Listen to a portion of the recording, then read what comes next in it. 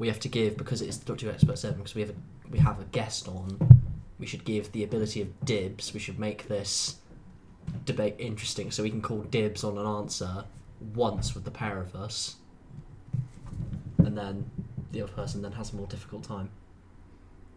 What?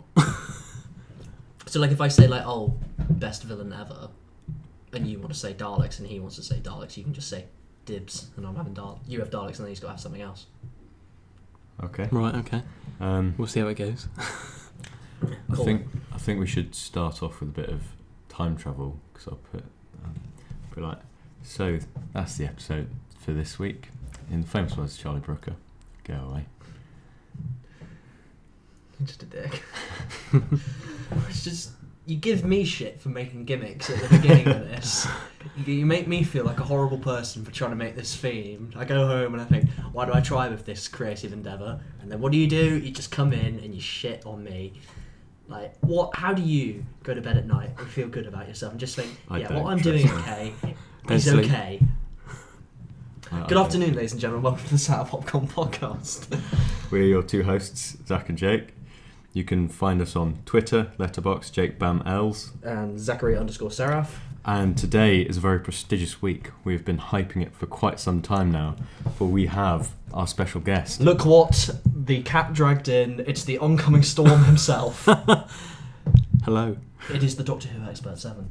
What's up, guys? So, where have you been? Yeah. That's the question, you see. I've got many questions about the history of your channel. Quite frankly, though, we never received thoughts on FIFA 14. Well, or GTA 5. Or GTA 5, like, you quite see. frankly, like, that's the sort of content we were waiting for. Where did it ever go? What you don't know is that actually is a GTA 5 review that I've never released. Oh. You know. You might as well release it. Yeah, Give us fans. No, because what we then need. you know you don't have to say. You know. So. I think we'd never have anything to say again. We'd just be watching it on a daily basis. So this week's All Things Doctor Who. We'll start off with a review of Twice Upon a Time, and then we'll go into the questions and debates. Yeah, I want to make it clear, like, forgive me, I'm just a fucking nerd in this. I'm going to nerd the shit out of this. I'm not normally this nerdy. I'm going to be pulling facts, I'm going to be pulling information, I'm going to be showing true nerd, and it sickens me to my core that I know most of this crap. It honestly sickens me. Right. It genuinely sickens me. Right, so into Twice Upon a Time. Capaldi's regeneration episode. What did you think? Meh. Yeah, I invoke that as well. It's like, it's just nothing great. Like, there's great scenes. That's it. And that's pretty much what Series 10 was as a whole, but hey. It's quite a poor Moffat script, you know, It especially feels when like it needed another draft. Yeah, especially when you consider the, you know, David Bradley first Doctor, you know. Finally bringing him in, so it wasn't a wasted opportunity, but then they made it a wasted opportunity. Yeah. And I think it lived up to the entirety of what Series 10 was. Let's shoehorn as many things in as we can, which we did with the finale, where we got the return of Clara, the fucking, like... Nardole. Yeah. Oh, let's shoehorn in the fact that it's actually that football game at World War One. Oh, is it? That's because we can relate to the audience. That football game annoyed me, because I've had this Doctor Who story going in my head for ages, thinking about it, and it was set during that football match in World War One. Now I can't do it. I might be a bit controversial. I actually really like that scene. Same. Of all the whole thing, I think that's one of the best parts of Moffat's script. I like that it's there. It's just, it's too quick. Like, there's no kind of like setup for it, and then the fact that it's just so abrupt, it kind of cut me off from feeling like any kind of, oh, this is like a really beautiful historical moment. And the one bit I don't like is the link to the Brigadier that he had to get in there. It's almost like you could see it coming, and then he just turns around, you know, gets his captain, and he just goes, I wonder what your name is. There you go. It made the what's the final one where it's he's a Cyberman and he's just called Kate. What's that episode called? Oh, Death in Heaven. It made that scene look excusable. Yeah. And I hated that even more, to be honest. So, you know. And the villain, I didn't even know what the villain was. Like, I don't understand the point of the villain. Well, I think the whole thing yeah. is that there wasn't a villain. But then what was the thing that was catching them and the clear lady? Well, no, that's because I don't understand what it was. I was just like, right, this is a poorly rendered CG thing. That CG was pretty poor, but I sort of liked it because Capaldi was there like, oh, it's not anything. It's not an evil plan. What do I do? I don't know what to do. Has anyone? You've both seen Merlin, right? Yeah. Yeah. Do you remember? This is a really deep cut from Merlin. Do you remember the really old episode where it's like he goes to look for the source of all knowledge, and it's like an awful CG creature? It looked better than that, and it's like... It probably was, to be fair. Yeah. I think some of the sets looked bad on purpose because that's sort of like harkening back to the first Doctor, but some of it was pretty awful. Yeah. Although I will argue, because I love Rachel Talalay, she directed it brilliantly, second that, yeah. And especially with like the camera and the focus pulls and everything solely on the battlefront. So that I'd say, and with the frozen snow, I'd say that's arguably some of the best Doctor Who's ever looked. Yeah, I love that bit at the start when there's that bit of Capaldi and just touches the snow and then it just goes back. Yeah, it just goes back. Yeah, just like presses the undo button, like the paperclip from the old Word document things. Says, did you mean to do this? Did you mean haters? Oh god, I struggle with so much of this episode because it is really fucking good in certain scenes, and yet in other scenes it's just like full of missed potential. Like they've got not only did that bring in Richard Bradley just to do David Bradley, I'm not saying Richard Bradley, to do the first Doctor. They've got his first Doctor Who companions there recast. The guy they got for the boy, I forget his name. He's a very good actor.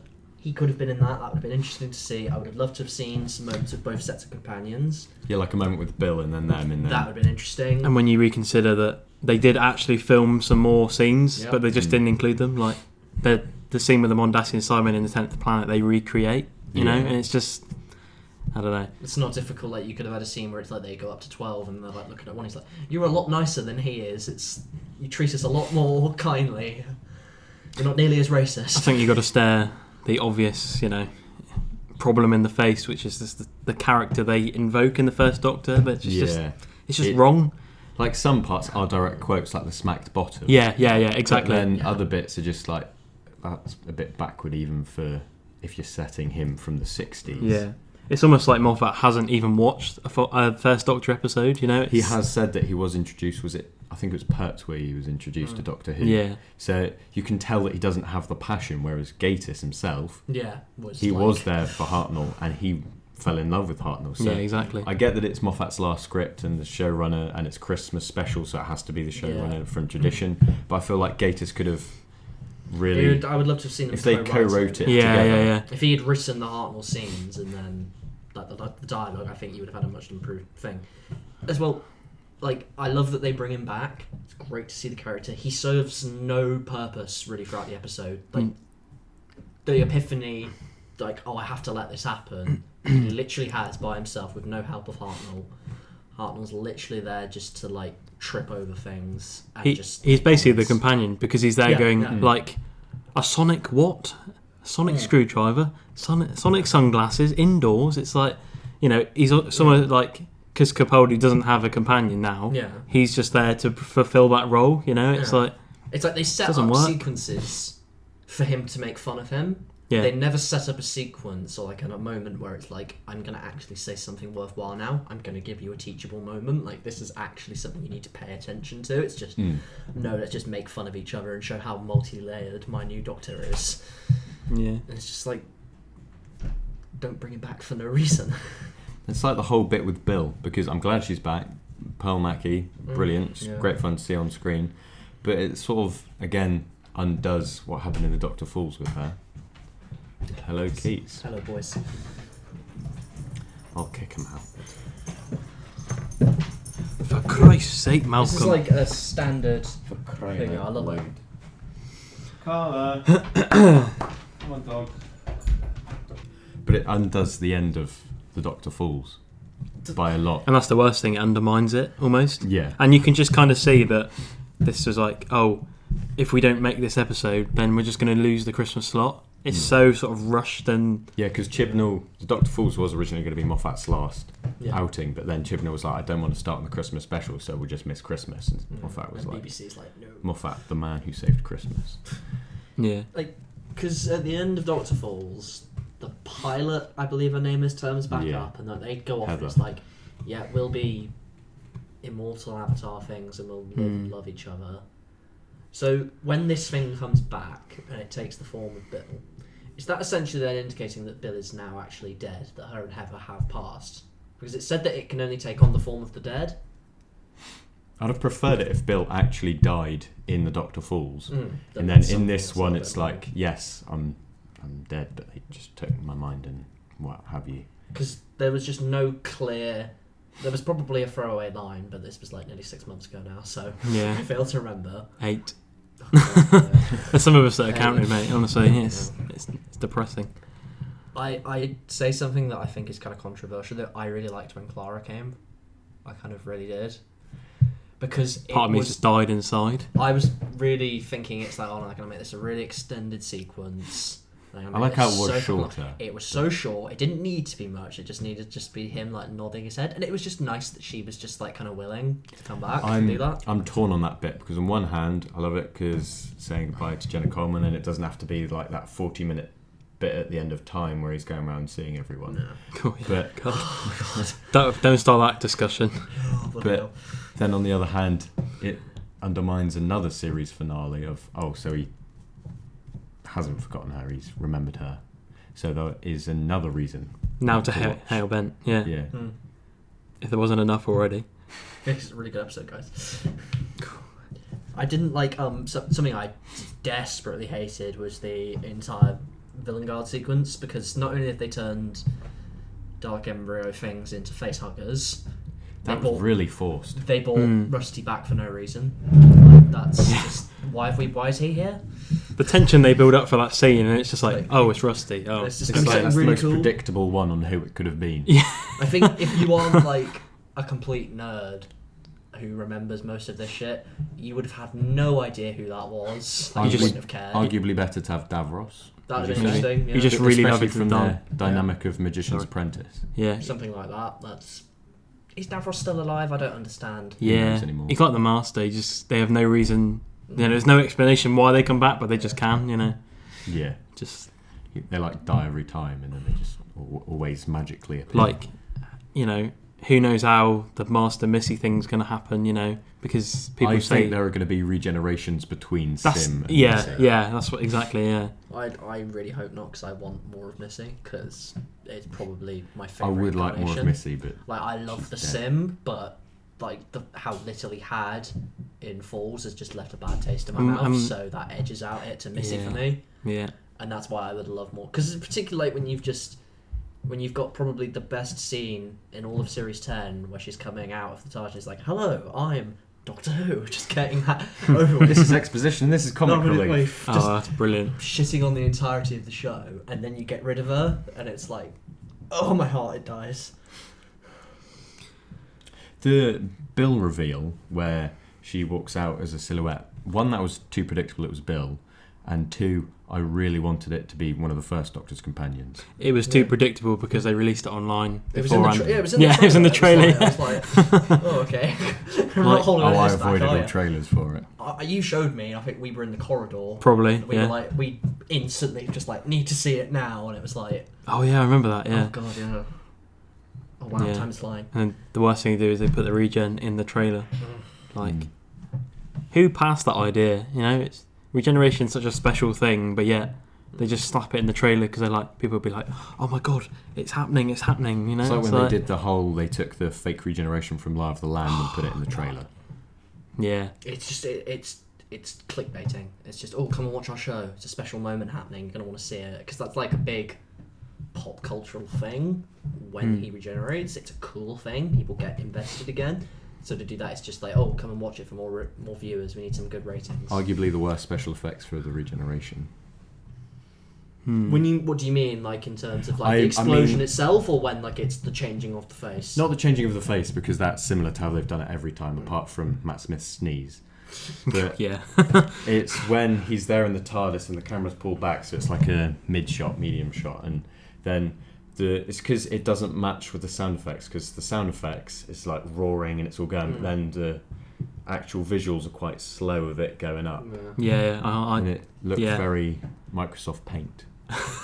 Like, what do you guys think of the final scene for Capaldi himself? Because I'm 50-50 on it, because I love how much he cares. His entire heart is in it, and he's literally like putting final monologue? His final monologue, yeah. He's Mm. putting his like soul on the line. This is me. I'm making an imprint here. I want this moment to be remembered forever.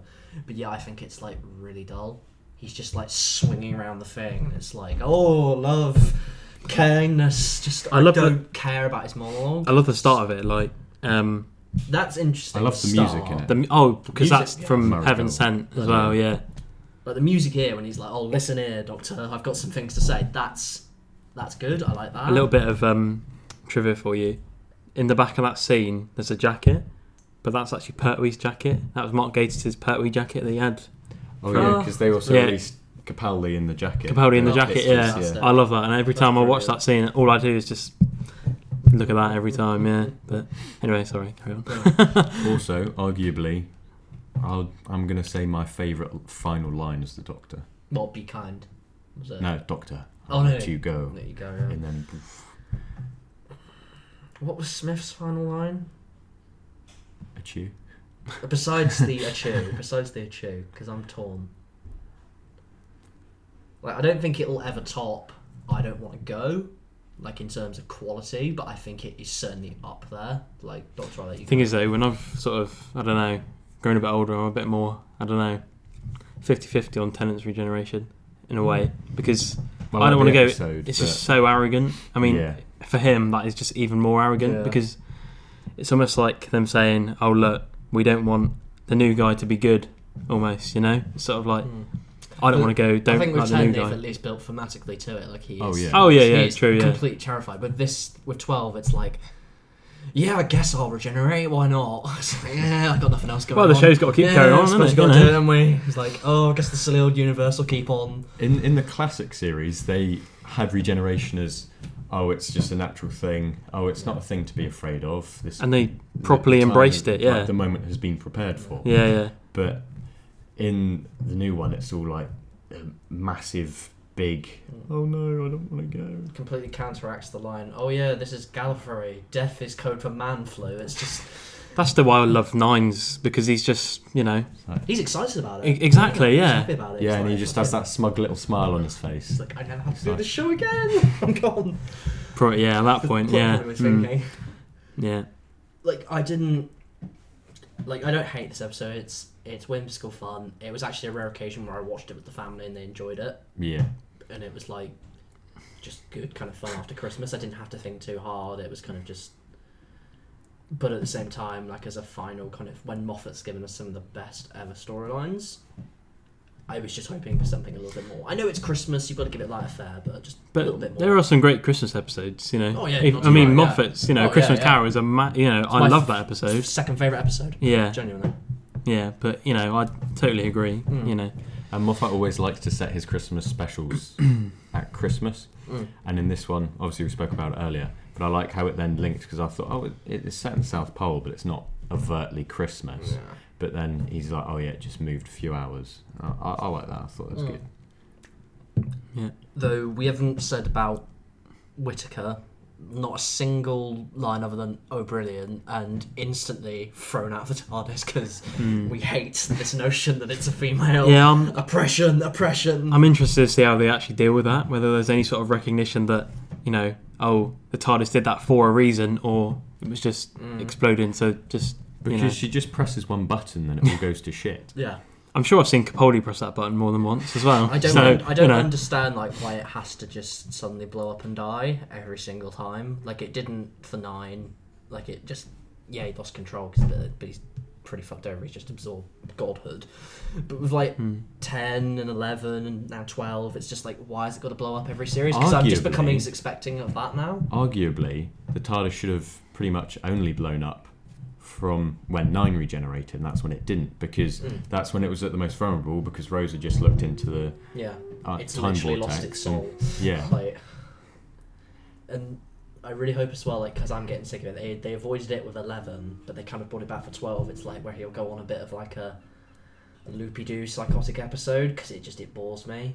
Like I get. Or what, like the Time Lord Victorious thing with 10?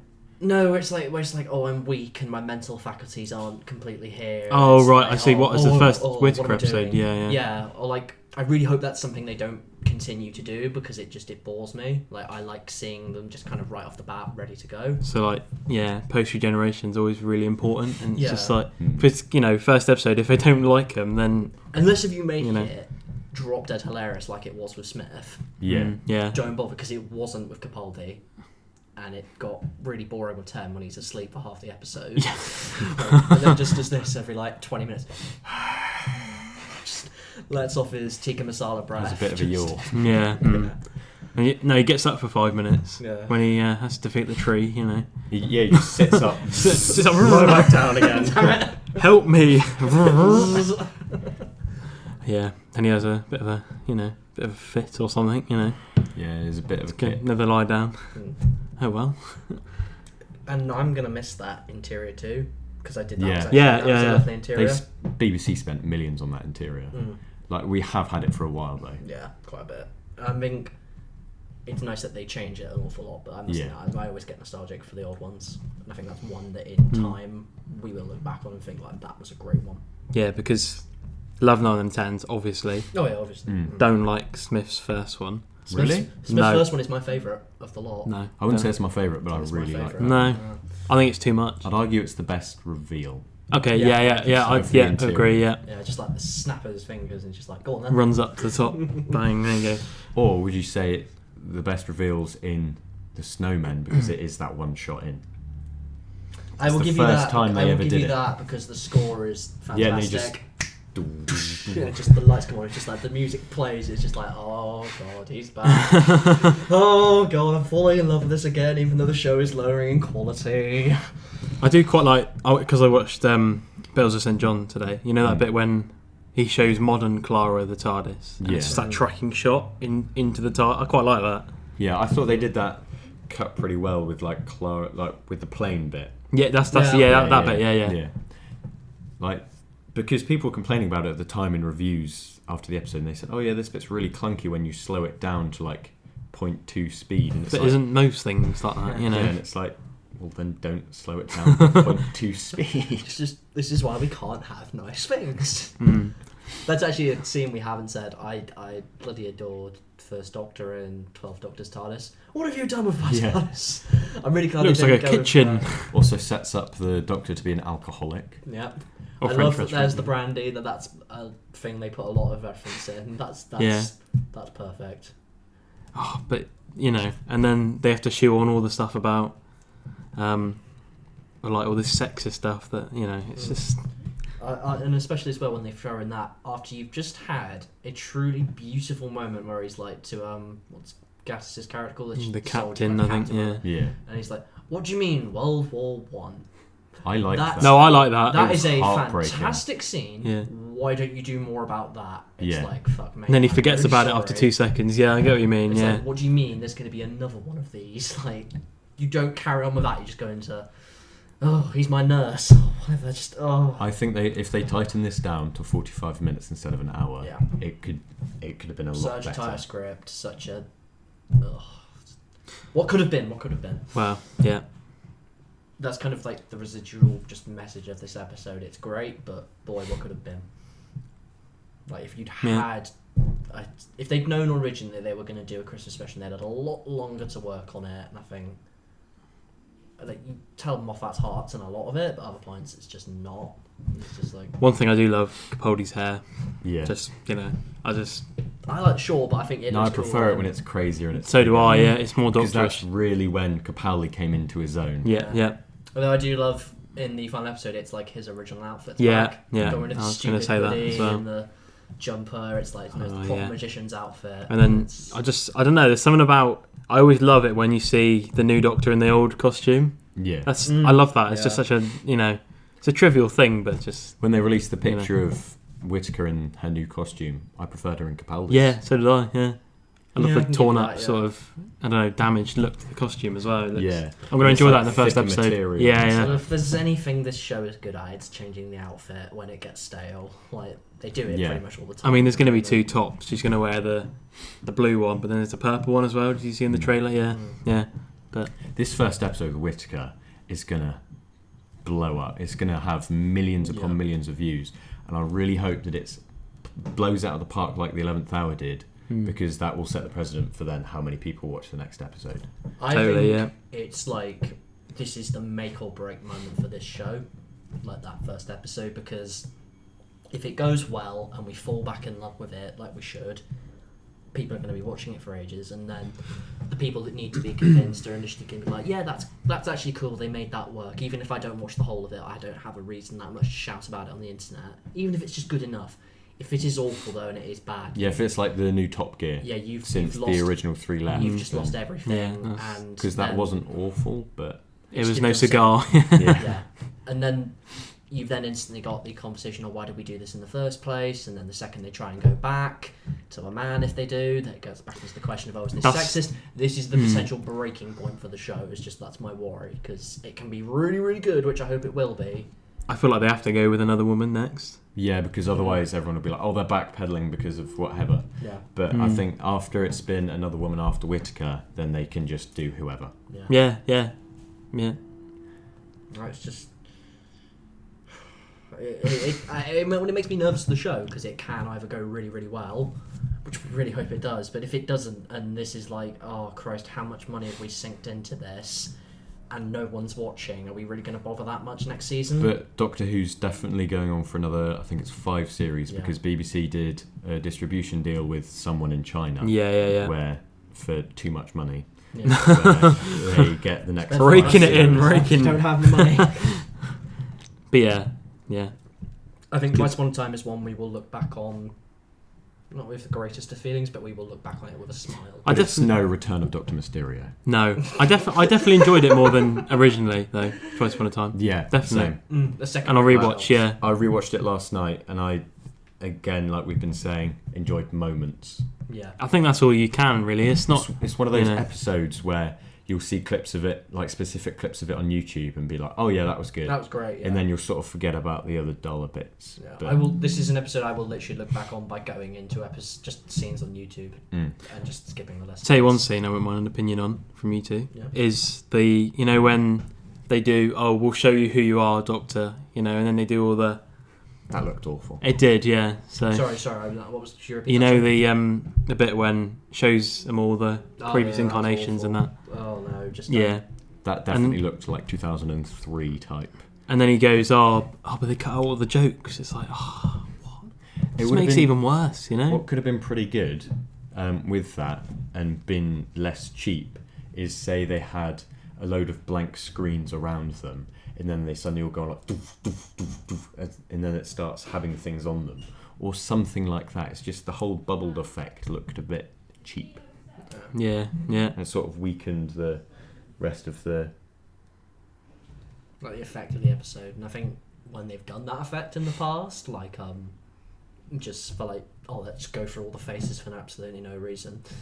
It's been for a cool story, 11th hour reason. Yeah. That's just to and he intimidate. walks through It's Tennant's let's give him a bad. That is awesome. That's Still incredible. love that. Let's give him he's back, not just let's show it off because we can. If they do a refresh like the 11th Hour did, it will just be successful because you started off Smith's Doctor with an absolute banger. It's just I always look back on went into the bit of a dulled bit of Beast Below.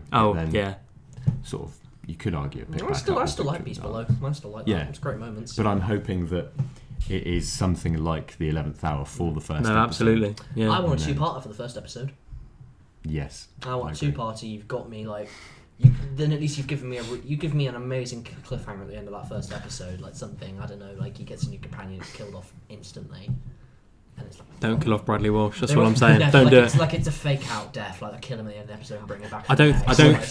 What if they kill off Bradley Walsh and it's just one of the chasers that comes and in? Hegarty. And they're just like, you're a prick. Oh God. But I don't think there is going to be any 2-parters though. That's the only thing. This show. So in the whole series at all? I don't think so. Oh yeah, because it's longer episodes and only 10 episodes. Fewer. Yeah, we're gonna get into that later. Oh well, I think that's where the show is being ruined. Yeah. Hello, mate. Hello, my liver. The Return of Dr. Mysterio. Christ Almighty. Dr. Mysterio. I can't believe you're going like the Return of Dr. Mysterio instead of. So guys, where have I been? What was that awful squeezy thing called? Where, you know, the journalist had it, Mr. Squishy or something. Yeah. How great would it have been if in Twice Upon a Time, instead of Bill coming out, it was just that on the floor? Or her or something, that woman who had it. Just like, right, come on, you need to confess. Oh, God. It's just absolutely shocking. The only bit that I love about Return of Dr. Mysterio is Capaldi's face when she just says, "No, you need to tell me," and then he just looks at her because she squeezes that Mr. Squishy or whatever the hell it is. Yeah, he just looks at her, and that's just my favourite part about it. I remember watching that with my grandparents, and my grandparents just like, "That was rubbish." I'm just like, "Yeah, it was, wasn't it?" Like, even for Capaldi, that was rubbish. You know, like... Yeah. That was why I was pleasantly surprised by Twice Upon a Time, because my family had wholeheartedly stopped watching the show because we were all agreeing it was just getting awful. And then when I'm like, on Christmas Day, do you mind if I maybe watch it? And they're like, oh yeah, you can watch it in here with us. And I'm like, guys, what if you don't like it? I don't want you to crap What are you going to do to me? Believe me, they crap on me when they don't like something. Believe me, they crap on me. But they were like, oh, that was actually alright. So I was like, thank Christ. I had one of the best teasers at the end of the Doctor Falls, so I had a lot of anticipation because, like, obviously they'd already announced it, but then it's just that Bradley was my Walsh. thing. I'd had David Bradley.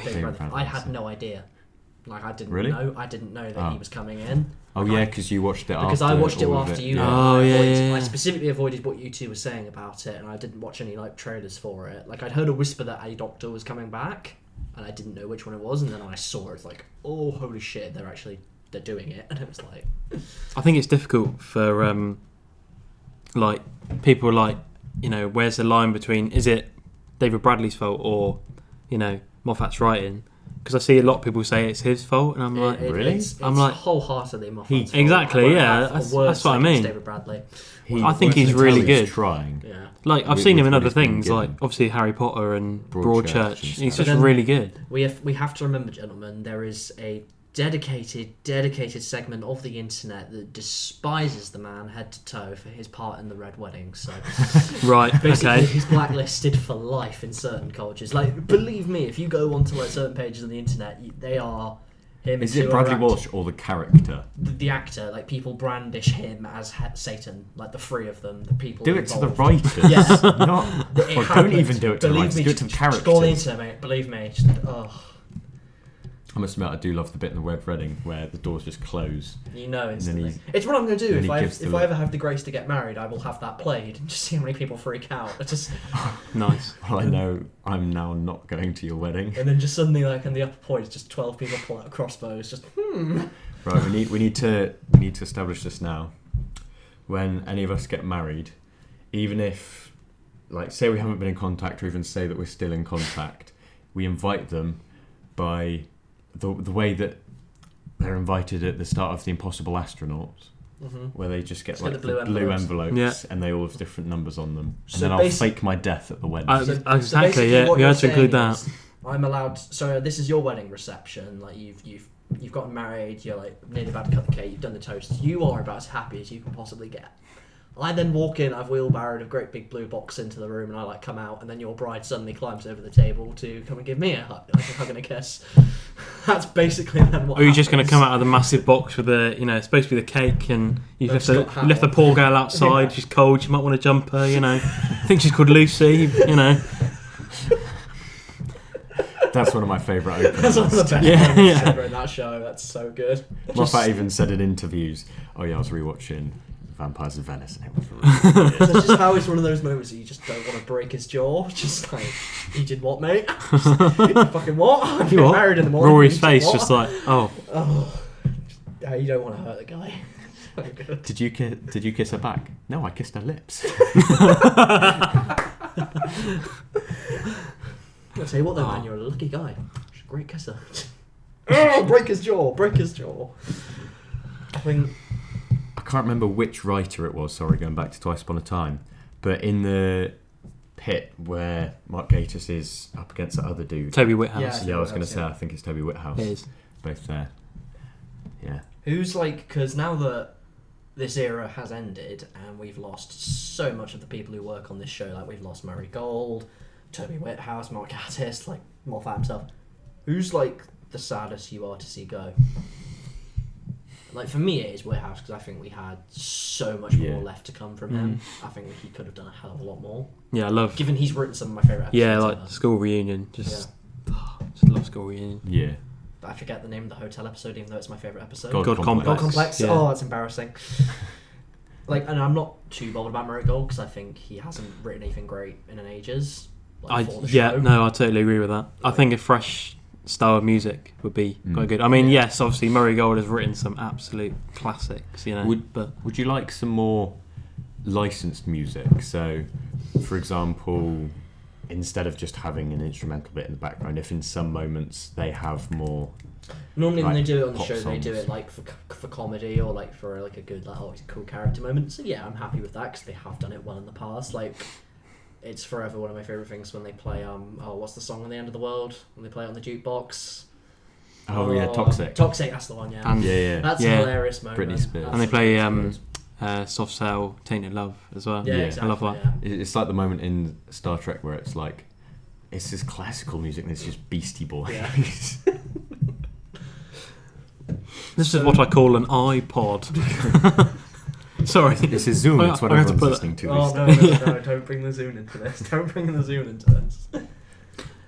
I think that's us on Twice Upon a Time, though, isn't it? Like, I think. So overall, not god awful, but it need another draft of this. Yeah. Could have been better. Give it another 6 months, and we would have had something great. Yeah. So, are we moving into the questions? Phones at the ready.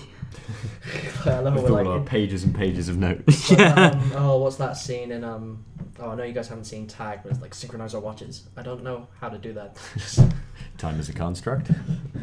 So yeah, basically we're going into like a this is basically the quickfire question, the show.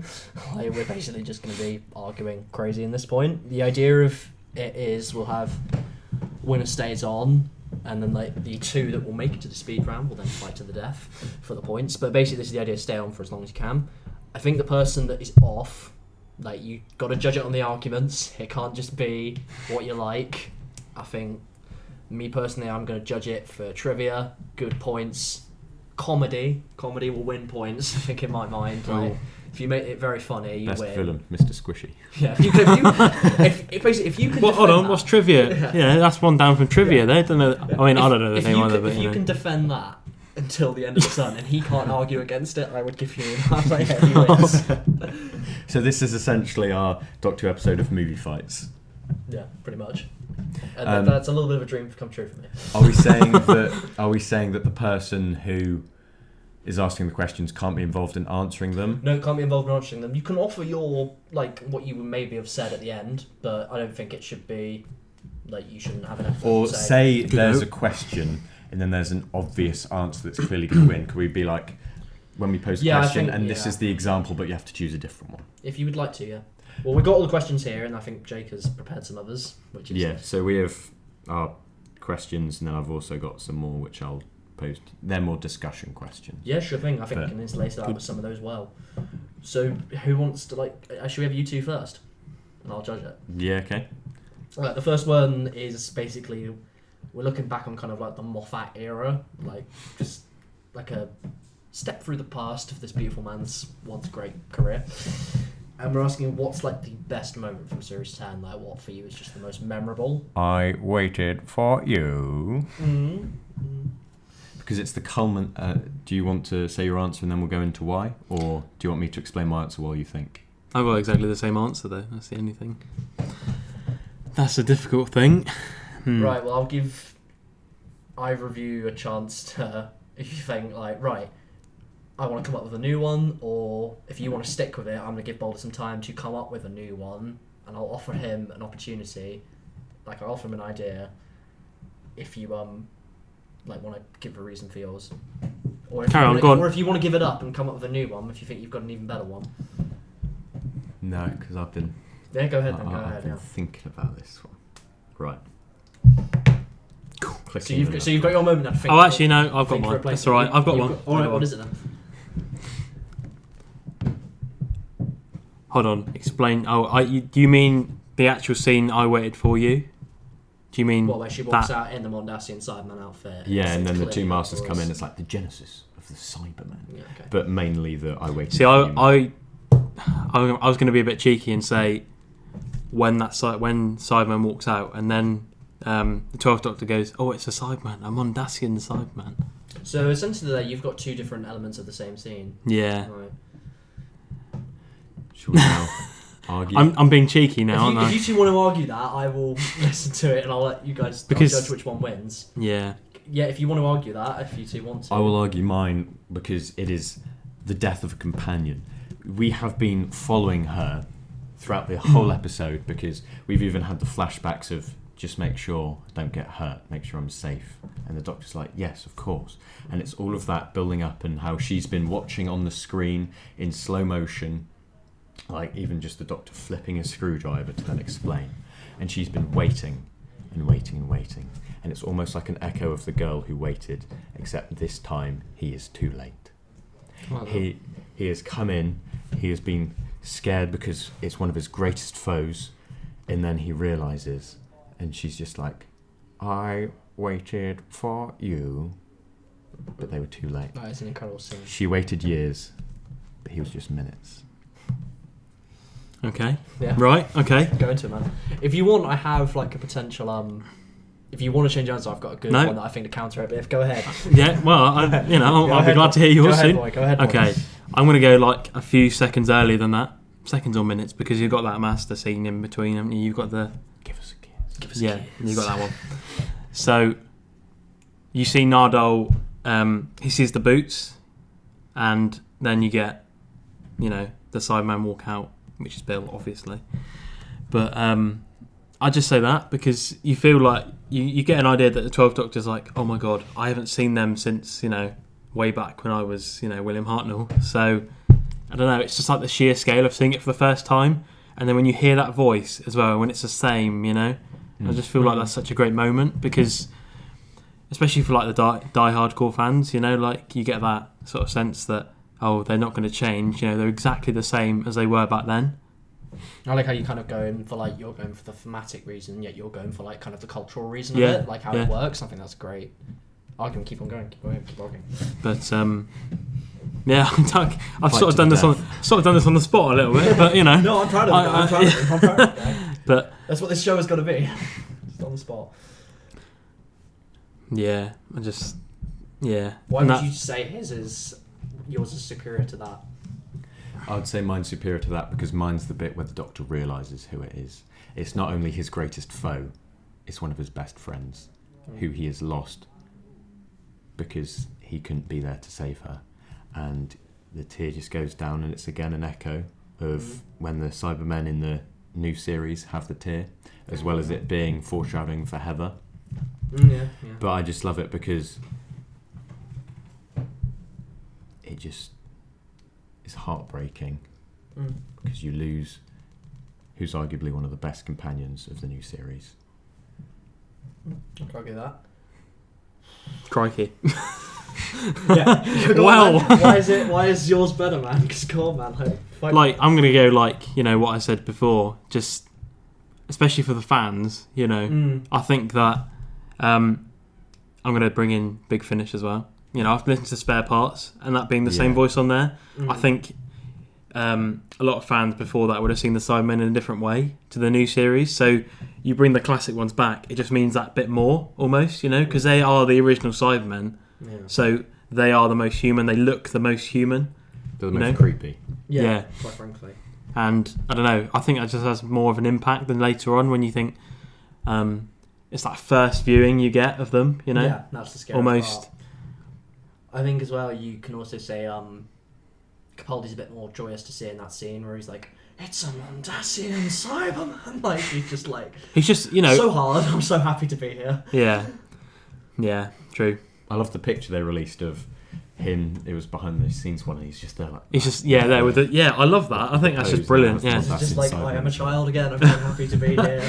Oh, yes. Moffat, actually listen to me. Yeah.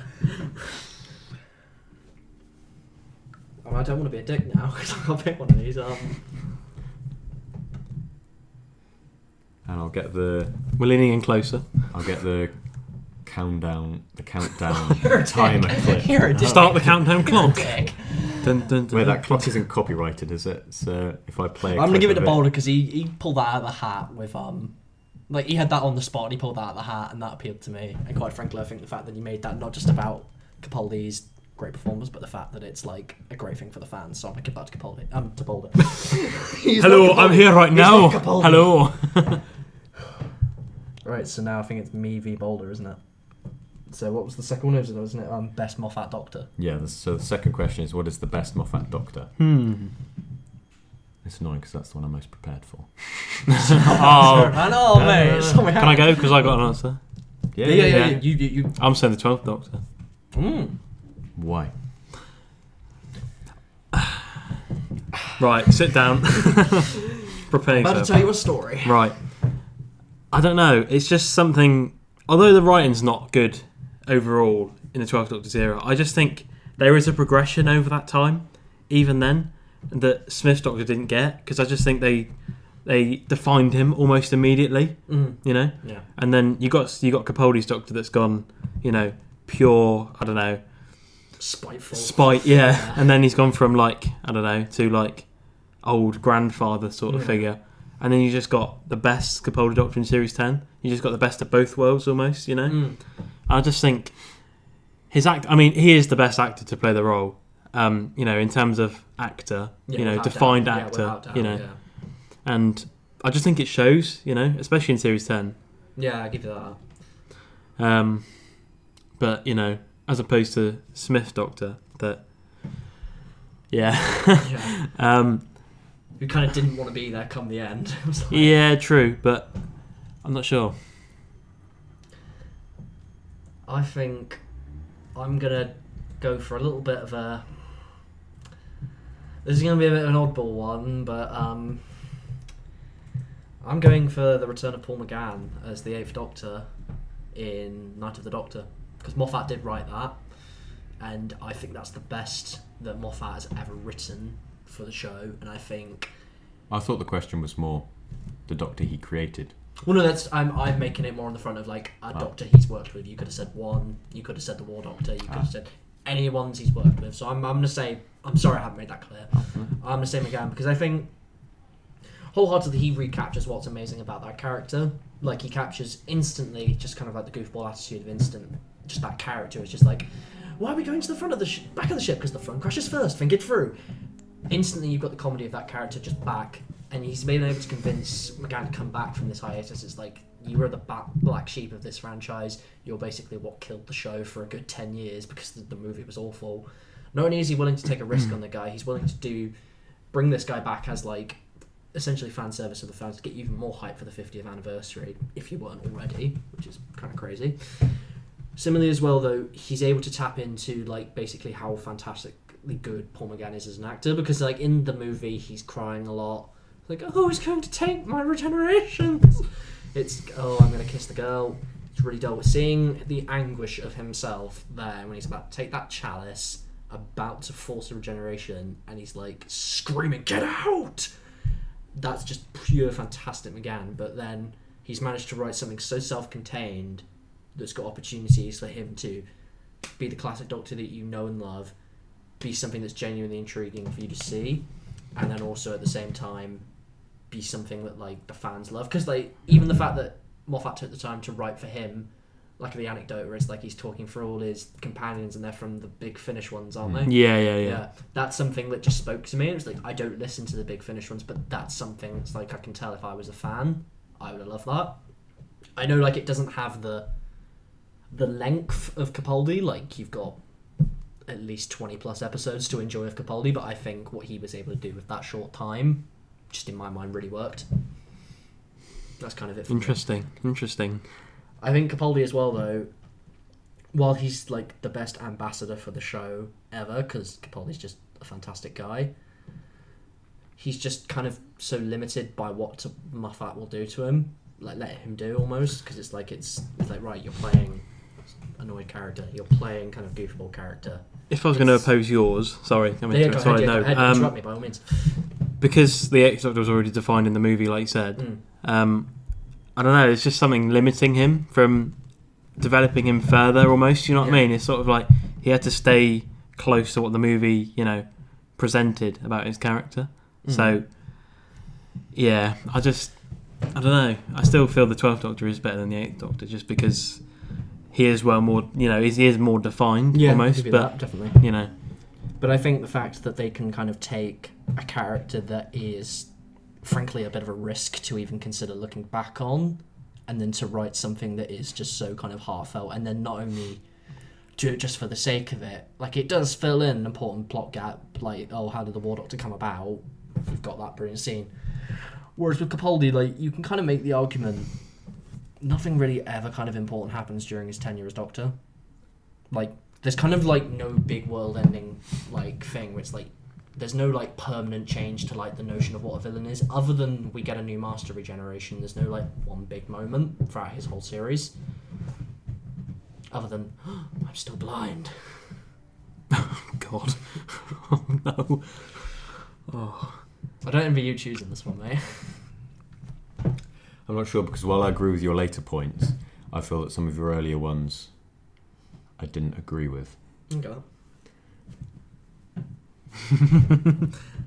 Oh, let me pop in as well. My best moment from Series 10 would have been so this is how we die. We shot ourselves in the back. I think that's an amazing scene. That's a shout, to be fair. Yeah. I think I've got to go with Mulder, because he talks about the progression and how he has a chance to develop the character, with starting off with "Am I a good man?" and then progressing him into the more lax person that we have later on in the series. Although I don't say they have done it very smoothly, as we all know, but it's still there. Yeah, it really that is, progression is still that there. Hurts to argue against Capaldi. And while obviously you can't really show a lot of progression in 7 minutes short, yeah. Oh, it's still. I do love Night of the Doctor. Hell yeah. Like, oh yeah. Don't get me wrong. Yeah. But no, that was fun. So the next one we have. This was quite, and I must admit, I said storyline with this. If you want to say storyline, I kind of meant episode. So best Moffat storyline. Is it you two or? It's you two. Is it? Yeah, it's you two. No, right. Because I was out on that. So, kind of, what is your best Moffat? See, I thought you meant arc. If you want to do arc, that's by all means go for arc. Or did you? What did you do? Like a arc? Because you did storyline, I have both an episode answer and a series answer, depending on what the other person wants to choose. Well, I think seeing as how you've got a series answer, let's go for the series. Yeah, if you I don't mind. Yeah. Yep, so bold.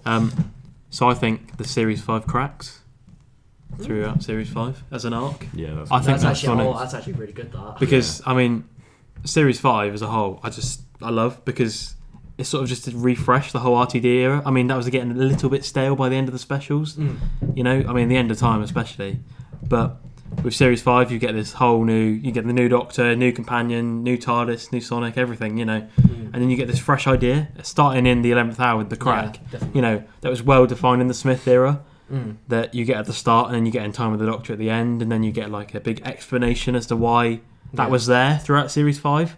I just think it's it's so well defined and it's so mysterious almost. There's that mystery of it's in every episode, so it's going to be really important, And I like that as well, because with the cracks, it's a central plot point from Smith's first episode. Like the whole, say Vote Saxon, for instance, that's littered like as little Easter eggs throughout the series, whereas the cracks has got a proper. They're so well defined, yeah. And I love that bit in Flesh and Stone when he's just like there, like, what are you? What what are I don't. He has to get up on the thing and sonic it, and then and then you get that bit in the Silurian two-parter. We actually pulls the bit of the front window out, of the TARDIS. Yeah, it did create a bit of the side, lasting a bit of the side, for it. So that's my answer. This is where we find out you had the same answer. It was going to be my answer. Oh no way! Oh damn it, man. But I'm going to go with Series 6, because the Doctor, as far as the audience knows, is dead. He is gone. That's good. Yeah. You do not know.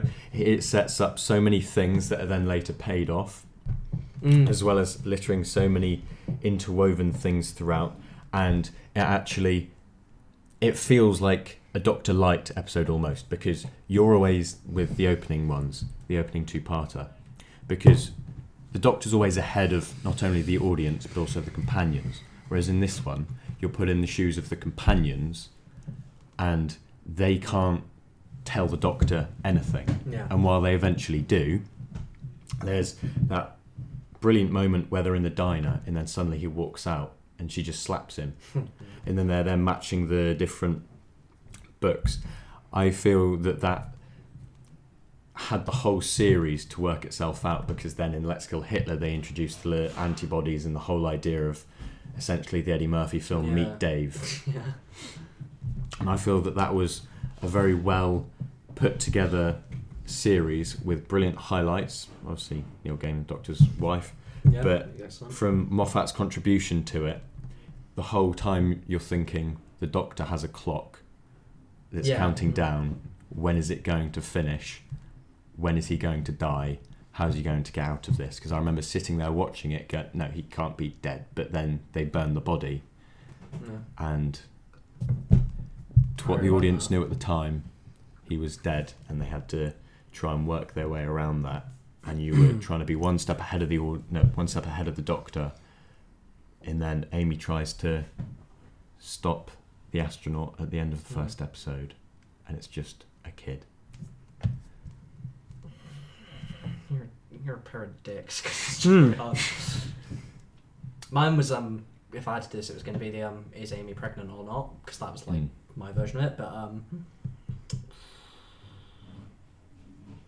while I love the reveal of Amy being part of the Rebel flesh, I hate that two-parter. Yeah. That's why I think you would have lost with that if you got because it's like it would have lost instantly. It's rooted in that two-parter. I love the really dark moment in the mid-series finale, Good Man Goes to War, where they're there and Amy's just there with the baby, and then they just hear the screams of everyone dying. There's just the monks. That's their attack prayer. Oh god! I'm like totally the one of us. Like if we're in that situation, I'm just the bloke who's like, it's only me, silly. It's old only me. little old me. Oh yeah. I'm literally the bloke that won't get his head cut off, just like because I'd be like, yeah, I'm alright, mate. You don't want to kill me. But I love the inevitability of that episode, because it's like, and that's the doors locking. It's base under siege, and that's what Doctor Who does best. Yeah. Ooh. I also love the end monologue of that episode, where it's like, but what's the cost? And then it's like, wakey, and then yogurt. Nice. I'm going to be cruel. I'm going to give that one to Jacob, because while I love the fact that the crack was a thing that spanned multiple seasons, I love the fact that the crack was like so defined in the Matt Smith era. It had a reason to come back as well. And I think the fact that it made something out of the companion, like Amy, it brought her into the story for an appropriate reason, other than just, we happened to meet on the street one time. I think it's fantastic. But I think the fact that you talk not specifically about how it works, like thematically, but I think the fact that you talk about how it works on front of the characters, like how it forces them like into that situation, into but then new how scenarios. It forces the audience into the similar situation, I think works. So I'm going to give you that one. Thank you. Fair enough. Yeah. No, I agree. No. So it was what was it? So bold as the judge now. It was Oh, am I? Oh. So, we got best Moffat story. What was it? it was. No, worst Moffat storyline. I've got an episode. Do you mind if we do an episode for this one? Yeah. Do you want to go first because you're a winner? No, I'll let you go first. Oh yeah, I think the worst ever Moffat episode is If you dare say Heaven Sent. Oh no, I'm not. Oh no. You can get out of this house right now. No, because it's got beautiful moments. I'll give it that. Like I just think it's cliche and predictable, but okay. I think the worst ever Moffat episode is The Caretaker. The Caretaker is a truly abominable filler. This is like what you do when you've got, oh shit, we need an episode to be written really, really quickly. It does nothing other than service Danny Pink as a character, who already is a character that I kind of like. I don't need another episode to make me like him. And then specifically as well, it's literally just Clara complaining the whole episode. It's me. It's so dull. I don't need to see Capaldi with that bloody child. I'm called a disruptive influence. Just shut up. Frankly, I will go and put it on the record to say it's one of the worst alien designs or just anything ever. Do you remember the show on CBBC, Bamzuki? Where they would submit a little alien each episode to fight. That literally looks like something off Bamzuki, and it's just an awful little thing. he does literally nothing relevant in that episode. Like, there's the big I don't think we can be friends. Like, I don't know if we can keep on doing this. Like, I can't live a normal life and be with Danny. They then explore that amazingly the next episode in Mummy on the Orient Express, which is an actually really great episode. Yeah, totally agree. Yeah, and Clara's in that dress, and it's like. Anyway. Yeah, sorry. I think The Caretaker is just. They're trying so hard to make it funny, and other than when he first walks in with the broomstick, or I lived amongst otters for a year. That's not even that funny, to be fair. That's really that's not even a great line. That's just slapstick kind of. There's nothing really that serviceable or great in it that makes it just so unique. So that's kind of it for me, The Caretaker. I know I've already referenced this, and I was going to say Hellbent, but then I thought, what is that pile of shite that is Return of Dr. Mysterio? Because this isn't a Doctor Who episode. This is a Superman television pilot, because you can tell that Moffat... I will jump over this table and break your jaw if you claim that's Superman. I will break your jaw. The ghost, you mean? Don't you mean? Because you can tell Moffat just wanted to jump on the Marvel bandwagon, the superhero bandwagon. It doesn't feel like Doctor Who. Capaldi's trying his best.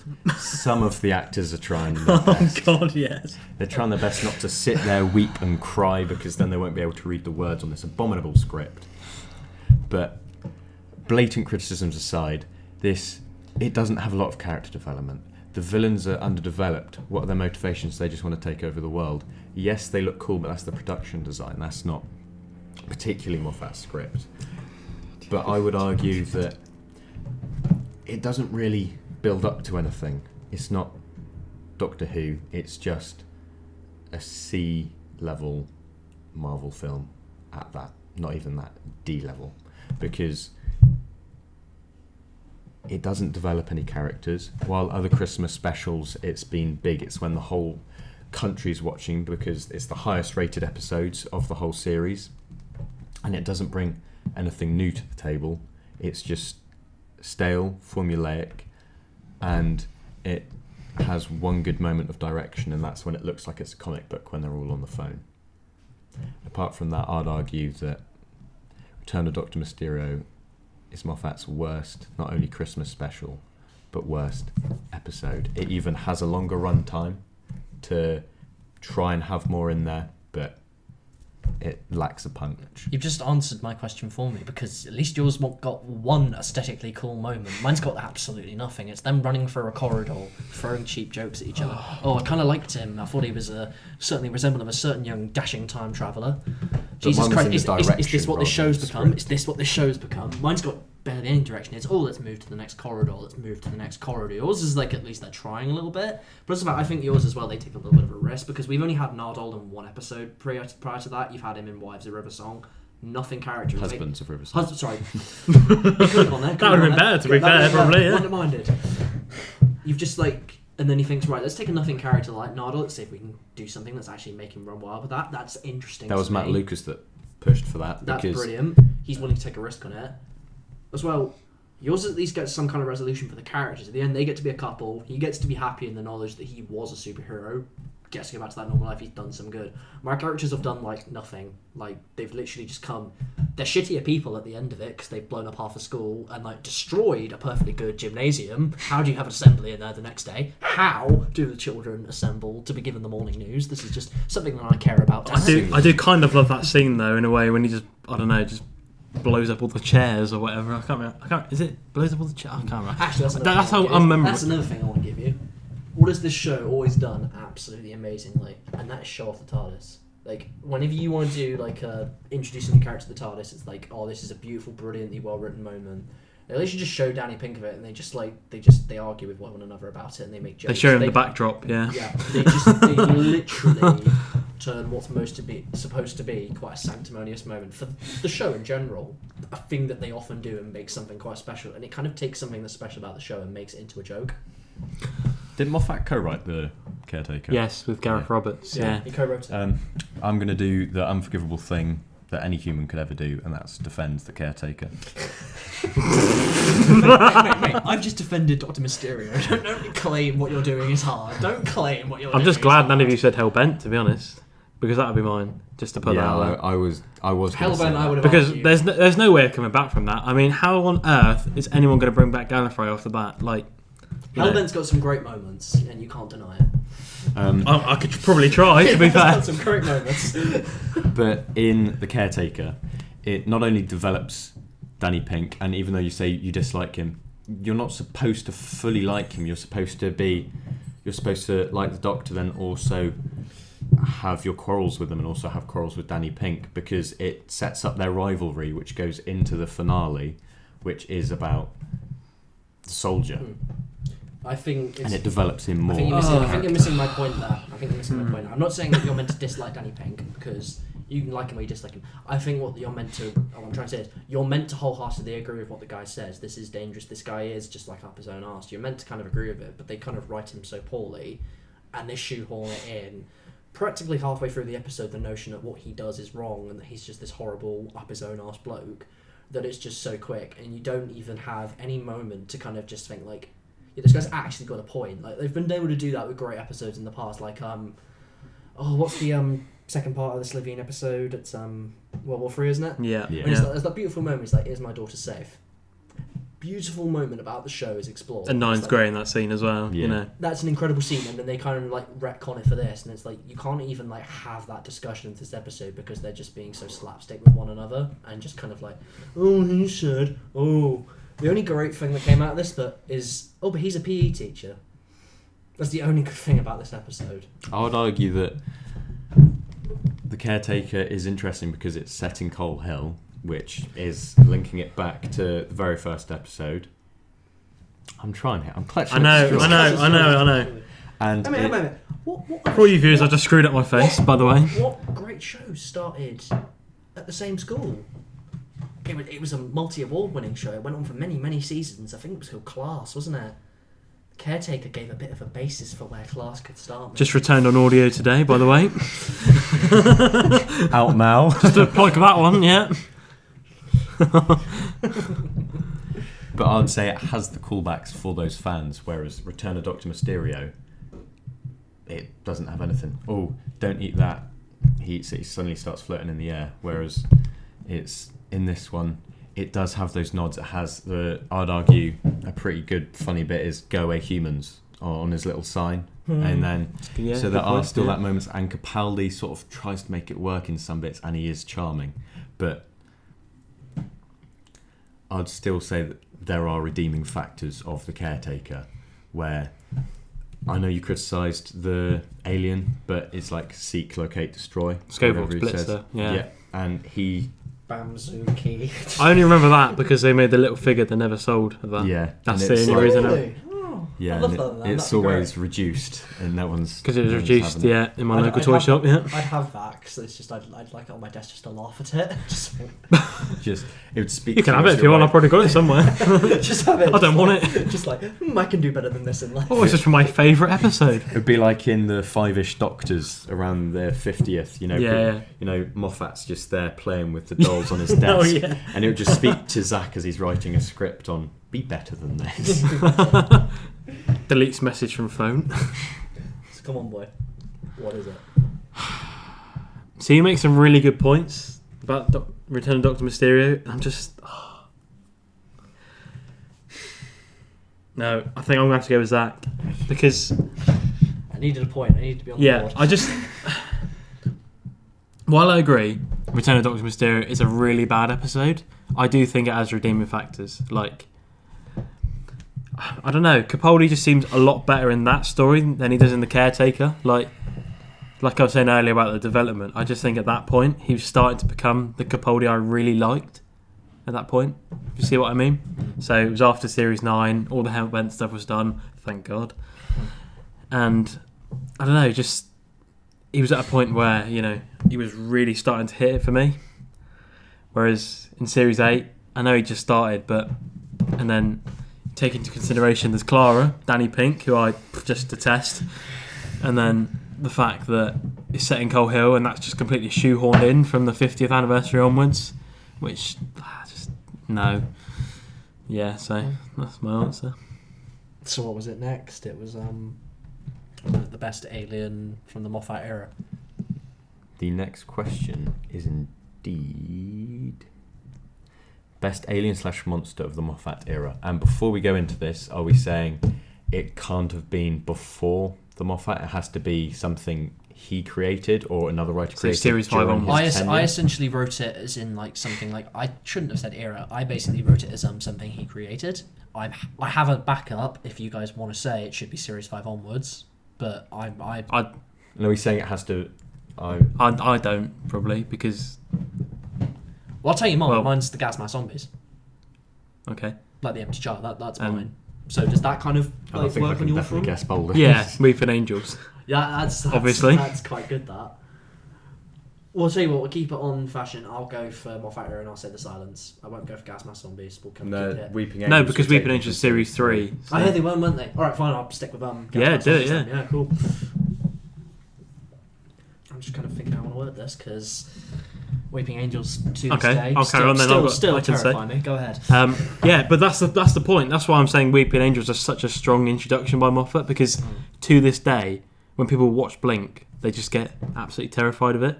And I think at that time, Series 3, it was just so different, Blink, that any common viewer that wouldn't have already known Doctor Who would sit down and watch that and think, oh my god, is it actually all like this, And there are genuine moments before that are just like that. And, credit to Kerry Mulligan in that episode. Oh, hell yeah. Just absolutely fantastic. And But the Weeping Angels themselves, I just think they're, so well introduced in this episode. Like, they're so mysterious. You don't know who they are, where they've come from. And all you get is this Doctor-like episode, which just really works with them. Because I think if you'd introduced the Doctor with them immediately, the scare factor wouldn't have been there. No, it wouldn't. Yeah, Because, he's not scared of anything. they're, within the human, they're on planet Earth. So, they're living with humans down there, Yeah. And I always think back to that scene when she comes out of the house for the first time and you just got them at the window and you just... Oh, makes your skin crawl. Like, don't go on about it because I'm going to start crying like a little girl. Like, seriously. I'll carry on then. These two are... Viewers, because you don't know, these two are dicks. Like, they'll put on scenes from this episode just to scare me, and like, I think Jake can quite clearly remember the time he put this on and I ran screaming from the room. These things wholeheartedly terrify me. Like, I'm not scared of anything but them. But I'm just saying... that's why they're, so strongly attributed to the Moffat era. I know they got a bit overused and sort of ruined later on, and that's probably why they haven't returned since. Yeah. So... That's an argument I could make. I could just go on and just say Angels in Manhattan, they were ruined. Yeah. But I'm not going to say that because I think Angels take Manhattan. Angels take... Sarah said Angels take Manhattan. Don't worry. Oh, sorry. What did I say? Angels in, don't worry. Oh, sorry. But no, I think... Argue these because they are just two of the most fantastic villains ever. I think The Empty Child, though, is, I think, pretty much a superior villain because it kind of harkens back to, I think, what made this villain. It kind of harkens back to what made the show great. Like, it kind of reminds me of something like maybe out of the Twilight Zone. And I think, pound for pound, like, The Empty Child is, like, not only a stronger creature because it's Moffat, Eccleston literally says it's got the power of a god, but it's looking for its mummy. It's terrifying in the sense that any person can become one of these things, and like, I think you'll have forever that just horrifying transformation scene with Dr. Constantine. I know the CG hasn't held up, but for the time, I mean, I don't know about you guys. No, but totally, I was like, shit, this is getting dark. It's also like, you talk about the fear factor of like the Weeping Angels, they are absolutely terrifying, but The Empty Child in itself has got some of those absolutely terrifying moments. It's got like the scene with the typewriter. It's like, oh, you're my mummy, oh, you're my mummy, oh, you're my mummy. He's putting his hand through the door and she's like smashing it with a vase, don't touch it. And then the just wholeheartedly beautiful scene, just I sent it to its room. This is its room. And I think they were such a risk in Series 1, sort of, and that's why they're so good, because it really paid off. Yeah, exactly. Like, they don't, like, up until then you've had like kind of your classic aliens like your Dalek, or you've had your big hulking Slovene, which looks very, this is like essentially just a human being with a gas mask on it. It looks like a relatable symbol, like that's a wartime image, people walking with gas masks, and then the fact that they turn it into something that is wholeheartedly like terrifying works extremely well. And I think the Weeping Angels work amazingly when they're used like just for horror. They don't work well as they were in Flesh and Stone, when they're kind of like they try to build on their lore. Like when you went through like angels and like Flesh and Stone, sorry, and it's got the whole the image of an angel as an angel. That was something where it got a step too far for me. Although it was scary as hell. But whereas with The Empty Child, although they're only in 2 episodes and the angels are in a lot more, The Empty Child kind of had the ability to get scarier over 2 episodes. It starts off and it's there's the fact that there's so many of them, which is scary to start. But then when it's literally punching through a brick wall, it's got a fucking army of them. And then when it just there's that scene where he's it's gone airborne, and just literally everyone around them is turning into the angels terrify me because it's ultimate jump scare. They send you into the past and you die there. But where it's with the gas mask zombies, I think they're cooler because it's they'll literally turn you into one of them. I agree. I do love the series 5 2-part though. Yeah, I love it too. The one part I don't like is when you see them move, because that was the whole point. That's corny, the whole gimmick was, when you look away, they're there. But you saw them move, and that's sort of... They had to get the actresses to hold their breath while they filmed in the forest, because you could just see their breathing. Yeah.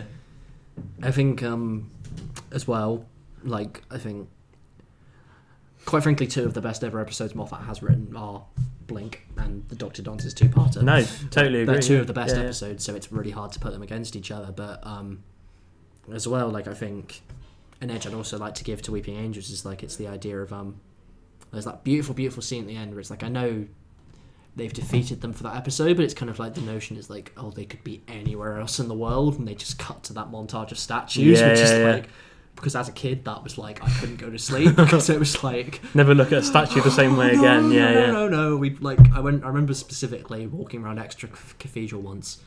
And it was every time we went past a statue, my dad was what's that? And I was you're just shut up. I'm scared. Somehow I even have a poster of angels in my room. It's just I don't know how I've done that. How do you sleep at night? Well, seriously, it's behind the door. It's fine. How do you sleep at night? But no, to give credit to the the Empty Child and that, the fact that they're human with this disease, it's like the Cybermen. The part that they are that's really, scary for a child, especially at our age. I'd argue something very scary about The Empty Child is when they then reveal it to be this hospital vessel, and it's trying to help. It doesn't know what a human is. About it. And there's something innocent and nice, so you understand completely what it is, but then also petrifying, because it then does do that. But and I just like the fact that it's they're pretty much in the worst state in the world. This is the World War II Blitz. We're about as screwed as we can get in terms of social welfare. And then this thing is coming in to literally tear us apart. And then it's not just that, it's the emotional horror as well. Because Nancy's got to go through that whole thing. It's and he's he's your child, isn't he? And he's you fell pregnant. And she's I am your mummy. And it just hurts for her. But to credit the angels further, sorry. Go ahead. Absolutely go ahead. The story that Moffat thought of them because he saw that statue when he was on holiday or something. I can't remember the story perfectly. But theme park, yeah. And that's what created that idea. I just think that's something it's so original, and I know The Empty Child is, but I don't know, there's something more. I agree with you. Yeah, kind of the angels as well. It's they've been so heavily replicated in pop culture. Yeah, exactly. And the video games. And, I'd argue that after the Weeping Angel's success, Moffat then found comfort in that, because then his villains, you take away, for the Weeping Angels, you take away one of the basic senses that people have to do. And he then did that with the silencer, you have to, you look can't away, remember them, and then also the thinker, you can't think. Deep breath, don't breathe. Deep breath But then I also think with it's The Empty Child, that kind of does something similar. It kind of takes away a mum being able to hold her kid, or just you being able to touch your friend. I love that 2-parter, except I can't remember where Moffat said it, but when Nancy's there I am your mummy and everything like that, Moffat said, going through the doctor's head, he's thinking, what a slut. It's no, he's not thinking that. He's really not. It's not. But have you got any more arguments for this, or is it decision time? I just think credit to Moffat, really. Yeah. Like people hate on him, and even we have in this episode. But he's created some pretty amazing. You referenced the silence as well earlier. That's another Terrifying. Great creature. Question: he didn't write Midnight, did he? No, that's not I Davies. thought it was because had he written that would have been kind of. Oh yeah, definitely. Yeah. Just as scary. Yeah, I've got no further arguments. No. Oh. I think most of this episode is just going to be us deciding between arguments. Yeah. That's why I like it because it's good. Yeah.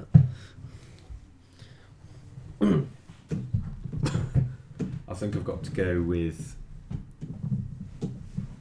The Empty Child because it is uncompromising for that two-parter, whereas the Weeping Angels, they have come and gone in they moved in series 5 and what have you, but in series 1 it's just this once, everybody lives, and how ecstatic it was, but then yet again it is still a threat and absolutely petrifying, and arguably one of the best cliffhangers on the show.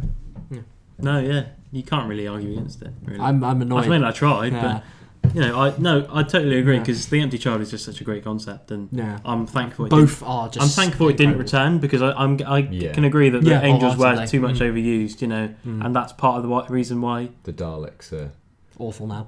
Exactly. Yeah. So it was I believe the next question was it was what should Moffat do next, wasn't it? And I kind of have a specific plan for where I want Moffat to go. What's great about Moffat is the sense that he's not a good showrunner. Let's be honest. He's not great at coming out with a full series arc. He's done it maybe 3 times out of the 7 he should have done it. We've just had an argument about he's amazing at coming out with those little single episodes, a kind of short, contained, really scary story with where it doesn't always have to be attached to the Doctor. It doesn't always have to it can just be a terrifying concept, and it's really explored well with great character moments, with Life is Short and You Are Hot. That's a beautiful character moment, and they really explore that. And I think he'd be great doing that in an anthology series. That's why I'm going to recommend when they do the Twilight Zone on Netflix, I think Stephen Moffat should be a guest writer for an episode or 2. I think he should, of course, have his hiatus, after, but to give him a bit of time to recharge. We know he's doing Dracula, but that's not the question. I think he should be able to be brought in on a show like that, where he can, if he wants to do it as a horror show, if he wants to do it as a really in-depth sci-fi thing, he's kind of given full reign because it's why wouldn't give it to Stephen Moffat? Written some really fucking terrifying shit. The Twilight Zone. It's a scary show. I think if you then brought him on, he's got room to kind of he's got his own creative reign, and then he doesn't have to kind of rely on oh god, how am I going to make this work later? How am I going to? Because that's where I think Moffat gets screwed up. He kind of is oh, I've come up with this really cool idea, but I've got to make it work for them the next 3 seasons. I don't want to make it stale. Whereas if he just does Twilight Zone, he can do it even if he did 1 episode a series. It's he's got time to do a really cool, in-depth, small thing. I think he thinks of ideas as well, and then sort of just tries to branch off later on, almost. Yeah. He tries to fill in the gaps later on, and that's where some of his problems lie. To be honest. My answer, I had 2 prepared for these. Thank God. One of them was going to be an anthology show. Really, but the other is he did great film work on Adventures of Tintin with Spielberg, and so I would say that again. Saying that he has these good ideas that he could explore and does explore, I'd argue that he should go and do some more films, because on Sherlock that's essentially 3 films a series because they're all feature length, and then he can really have the room to experiment, because shows like Black Mirror, they have had a feature length episode because Charlie Brooker just say what you want about that specific episode, but he did a feature length duration one because he wanted some room to then do stuff. And in a certain episode, say it's 45 minutes or an hour long, you can't really have the same progression of character, and I'd argue that that's another strength of Moffat's. In a limited amount of time in specific episodes, he is given great character development. So then again, the whole series stuff. So I'd say it's again essentially the anthology, but then he does different properties or original things as films, and he can then either write them himself solely, or like Tintin, he can co-write them And I'd also say it'd be great if he did a workshop for aspiring writers. Like, even say one of the masterclasses that they do with the directors and the actors. But I'd argue that he should do some independent films, because the ones he has worked on, arguably, you could argue that Sherlock are essentially films, but Tintin as well. It then gives him a little bit more room to fully explore ideas, as well as keeping them unique for that specific project. Do me a favour and give him the point, because I think that's a great idea. I think it was going there anyway, mate, to be honest. I want to throw that regardless. I think that was actually a really good idea. I mean, it was partly, part of your idea of the anthology bit, but no, I totally agree with the films. Totally. Because I feel like he hasn't truly been explored in that media, almost. Yeah. That media. It's still untapped for him. Yeah. And that would be a great place to go. There you go. So we kind of... So I've written some questions that are separate. I'm scared now. I just have no idea what's going to happen now. This is going to be brilliant, going into it blind. I'm still blind. I'm still blind. So after the first segment has finished, that's looking back on the Moffat era, we are now all on 2 points each. Oh yeah. So it's now head to head. Oh yeah. And these questions, the other two haven't seen. A lot of them are pitches, so I'll say something like pitch so and so, and then they have to come up ideas on potential stories. Okay. And this won't go towards the final score. It's just a bit fun. Isn't it? This is This just is a the bit bonus fun, round. It's the bonus round. where I'll then. Sometimes I realise that some of these will need some thinking time, so then I'll pitch my own one or give an example. Yeah. So then it's just, this is more discussion based rather than competitive. Yeah. So my first one, pitch a spin-off of something pre-established in the show, which is a spin-off better suited to television rather than audiobooks. Right. I'm ready when you are. I have one. My example would be something with his daughter Jenny, because I know they've done audiobooks. That's but cool. That's I'd cool, yeah. say that's something that'd be cool on BBC Three. But that's an I've example. got one as well. Go ahead. Go Yeah. ahead. So, I'd say Clive from Rose, but shirt before Rose. So That's quite cool. Yeah. we see all this stuff in his attic. People have paused, and you see other pictures of the Doctor earlier on, apparently. But I think you could just do a lot more, and that's where you could bring in the 8th Doctor, maybe. That would be interesting. Yeah. If he'd wanted to. Yeah. And then you have one episode with him, and Clive. But yeah, go on, carry on. This is I'm still thinking as well. This was something I kind of had in mind ages back, and it was I still think one of the worst ideas in the show's history is the Meta-Crisis Doctor. It's such a stupid idea, but a great spin-off series would be the Meta-Crisis Doctor when he's like 84. You bring back David Tennant, and you do like a really kind of emotional kind of akin to like what you did with Logan. Like you do like this guy is approaching death, and it's like he's got all his memories. Like he remembers being all these different people. He remembers seeing this different life, and it's like, crap, this isn't going to happen for me again. Like I'm not going to change. It's like, and he's got all this information in his head. He's like, what do I do with it? It's like, oh, I'm going to work in a shop, I guess. And it's like you kind of watch like a kind of. It'd be great if you could get Tennant or Billy Piper back for this, because then you explore that relationship. He's like, I am the smartest living being on this planet. I can't do anything with it. It's like I have to go and put up this mundane shit. And then also he's got to like think to himself, it's like, oh, I just committed genocide against an entire species. I became the one thing I hated with the Daleks. And it's like, you could just do like a kind of like, even if it was like in 3 parts or something, just like a kind of like a really kind of cold and cool sort of drama, like where. And then you can let Tennant kind of like really stretch his legs, because he could be wimps, because it could be happen, and he's just these really dark moments where it's just like. And he's a bit like Donna as well. Yeah, exactly. Yeah. That's No, I'd argue that would be better suited to a film rather than TV series, but again, that still fits the.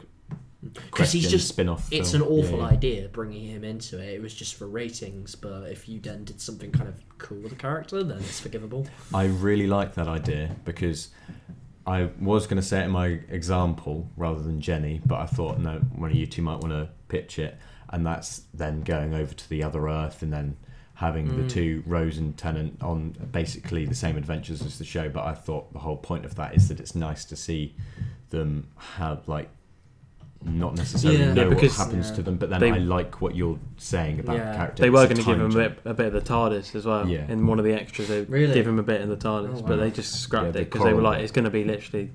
You've got two wandering around. Yeah, exactly. Weird, I mean, we've already got Clara in the diner. That's enough. Well, I mean, although she's probably dead now in Twice Upon a Time, if she's part of testimony. She's so hot. Just saying. Just dropping that in there. Anyway, carry on. Oh my god, Johnny Coleman's so hot, it hurts. I mean, yeah, okay, but true. I really like those answers. Well, again, you don't have to pick. With Clive, I just think it'd be so different, almost. And I love Mark Benton in everything he's in. He was great in Waterloo Road. Yeah, exactly. And he's great in The Second Coming. Don't know if you've seen that. Yeah. But I almost imagine it'd be like you could do such a weird conspiracy theory type. No, show that's with it. Him. That'd be exactly. So cool, yeah. Like, he was imagine it's like if you kind of you picked out some scenes from classic Who where it's it's taking place and he's turning up to try and find out things about it. Do you know what would be perfect? He's just been taken off of YouTube, so his space is free.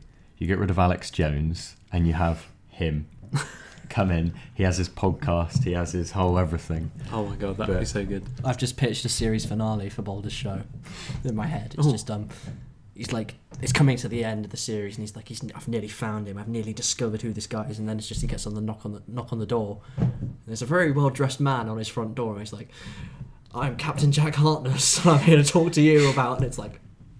Actually, I really like that. Actually, that'd be so good. You get some, I don't know.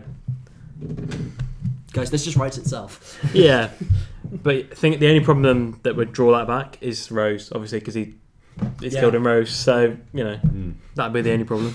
But, my pitch. This is just off the top of my head. I just thought of it, so it's not very thought through. A River Song TV series, just be a short, contained series. What, with Alex Kingston? Yeah, with Alex Kingston, obviously. No, she's regenerated again. I thought you were going to picture with Mel for a minute. No. Oh god. Can't have Mel. No. Almighty. River Song, and it would just be even say it's a 3-parter. Yeah, that'd be cool. You have different doctors come into it, so it's different parts. It's just essentially fan service, and you get to see the ponds again. Cool. Because forgive me if I'm wrong, she's done Alex Kingston. She's done Big Finish with Paul McGann. And yeah. That should be pretty cool. Because the idea from that came from me thinking, the 12 Doctors in the first episode of Class. How good would it have been to have 11 there, or not the current Doctor to set off a spin-off, and then say throughout the whole series they have different Doctors come in, or something like that. And then you could also parallel it when it's you do scenes where she's in the storm cage and she's having prison life with other aliens. That's that's pretty I like that. Yeah. Also, the bit it's with Clara. I have a feeling it's in Listen, but no, it's not in Listen. It's showing how her life's so hectic, and it has the shot of her getting out of the cab, but then her hand suddenly on the Doctor, and then it's all going through. Yeah, that's cool. That is Listen, yeah. Listen, that's it. And they have a thing like that. So, say Tennant drops her off, and then suddenly Capaldi's off on a thing, and they quickly cool. She sits down at the end of an episode, sits down at the end of the pilot, and then you just hear Capaldi go "You're right, love. We're going out for tea." Don't know why I gave him. She's gone Northern. It's Eccleston, yes. Or brilliant series finale. Say the show's been cancelled for series 2. It's not been picked up. You just hear Eccleston's voice, and then she just looks up. Trip of a lifetime. I've never had this one before. I've had all the others. I've never had him. Are you ready to go on a trip of a lifetime? Oh, that'd be so good. I love that advert. Yeah, I mentioned it in my new review. Just to plug that now. Yeah, coming soon. What's your next one then? Next question. Yeah, come to see next one. No, it's loading. This is just give him a minute. The best cliffhanger, classic and new Who. Stop me if I'm repeating any questions that are in any future segments. No. And I'm saying that the 7th Doctor's story, Dragonfire, is not eligible, where he literally climbs off a cliff for no reason, just to have a cliffhanger. If you haven't seen that, it's pretty bad. You guys. No, honestly, you guys are kidding it's a me, serial seriously, where Sylvester McCoy, literally for no apparent reason, he just climbs over this bit, and he just starts hanging there by the umbrella. He's falling down. It's the end of the episode, and we're just sat there like, right, okay. It's not even a thing of like he's trying to save someone hanging on a cliff. He literally climbs out off this ledge and out and hangs on. No, but the best thing is they cut the bit that actually explains it. I'm so sorry.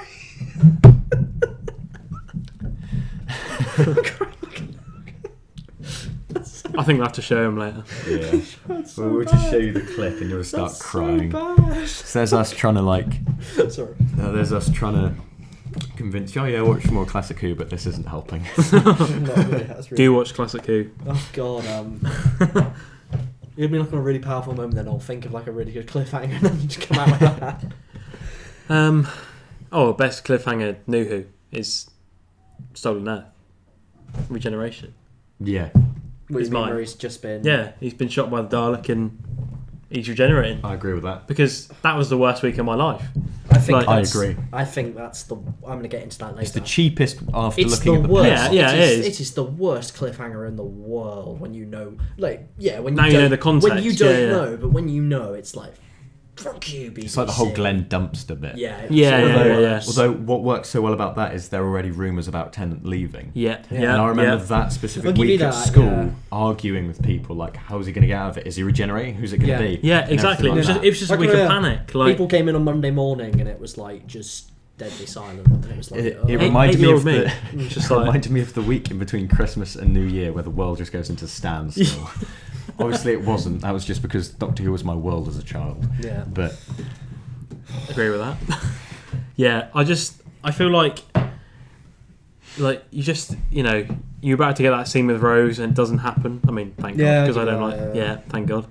But that story's already good enough, and then you add that to it, and it's just like, what's going on, And then you get Donna not knowing what the hell is going on because he hasn't explained regeneration to her, but yet you've got Rose there who knows what could happen, and how he could be someone different. Yeah. And you've got all this threat with the Daleks, going on, and then you get this, and it's just like, God Almighty. I think for me, it's the end of Utopia. Like, because quite frankly, you've like... do you know what? Because like that was probably a close second for me. Like me, at that point, I had like little to no knowledge of what Doctor Who kind of really was, other than what I'd seen, and it was like in my preconceived brain, it was hard fact that there were no other Time Lords, and then they dropped the bombshell. It's like, this is the Master. Like, I can specifically remember like when watching that, my mum and dad were like, "Oh wow, they do that, did they?" Because I had no idea who the Master was, and then it was like, yeah. And they do that sensational scene with Derek Jacobi, and it's like, fuck, this guy's evil. He's just killed like a really nice character, and then they kind of like, you've got the sensational point of just like Tennant like screaming at Martha, "What did he say?" And he's like running, begging him. And then when we've just gone through Eccleston and Tennant, and it's kind of like we've only just gotten used to the idea of regeneration and like how it's kind of, like you said earlier, it's meant to be a beautiful thing. It's meant to be like a natural, really happy kind of thing. And then it's like to put something that we kind of like, because this is like the second regeneration we ever see in New Who, and it's him to Sim. And it's like, I love how it's more colourful. Yeah, like the lights are literally the door. He's screaming. He's actually screaming. Hurts. And it's like, Jesus Christ, they've taken something that's quite magical and they've made it dark as hell. God. And then when he just like, Sim's just like happy as hell, and then he's absolutely mad. Yeah. Like, and then when he bye, and then when he flies off, and it's like, you're like, Christ, how are they going to get out of this? What do we do? And plus of that's one of the best pieces of music Murray Gold's ever written. Yes. So it's like the hair is standing up on the back of your neck, and it's like, what is happening? Like, my brain has got no time to comprehend what's going on, especially for like 7-year-old Zack at the time who didn't know like there could be another Time Lord. It was like, what? I'm so glad I don't have to pick this one. Yeah. Oh god. Yeah, that would be so difficult. That would be hard. Because I absolutely love that as well. Like that just gives me chills every time I watch that, because now I know like the Master and Classic Who as well. Yeah. It just makes it even more, And I think when you go back and like you can kind of see Jacobi kind of like almost imitating some of those older masters as well. Like he's kind of like bringing that kind of like that slyness to him, and it's like even when he starts to hear the voice of the watch, and it's like, release the you watch just sit and summon my majesty. That's the one, yeah, brilliant. Oh god, what would you have said though? Right, the best cliffhanger of all time? Besides hanging from his fucking umbrella. Besides Dragonfire, because that's not going to be too difficult. For Nuhu, I think you two have hit the nail on the head. Yeah. But I'm trying to think for Classic Who, because there are so many fantastic cliffhangers. Well, Classic Who, Caves of Androzani. Yeah. Bit when he's crashing the spaceship. Or... Tomb of the Cybermen? Yes. Well, that's only because I now know who the Cybermen are that I really like that. Because it's just like this shadow. I'm just trying to think. Yeah, I mean, I haven't seen all Classic Who. Oh, yeah. But... There's quite a few good ones.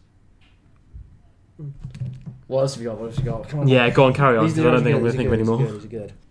The best, and I'm going to steal an answer for this that you guys can't. The best, not like theme for a character, so it's not used again. You said theme, you mean music, right? Yeah, music. But the best one-off piece of Murray Gold music for a specific episode, and mine is Father's Day. From Series 1, because it's just that beautiful, sweet moment, and it just has such emotional weight to it. I also have something that I think would win this round that I can tell one of you are probably going to say as a piece. I'm really, really hoping you haven't got this. There was this was like something that like completely crashed into my life and made me scream when I first saw the episode, because it was like, oh my god, it's happening, and the music kind of contributed to that. The Doctor of Martha have just landed in Cardiff, refueling, and then just suddenly it's that was a long time ago. I was a different man. Dun, dun, dun. And he's just like spring sing, and it was like, because that was forever my favourite character when I first saw the series.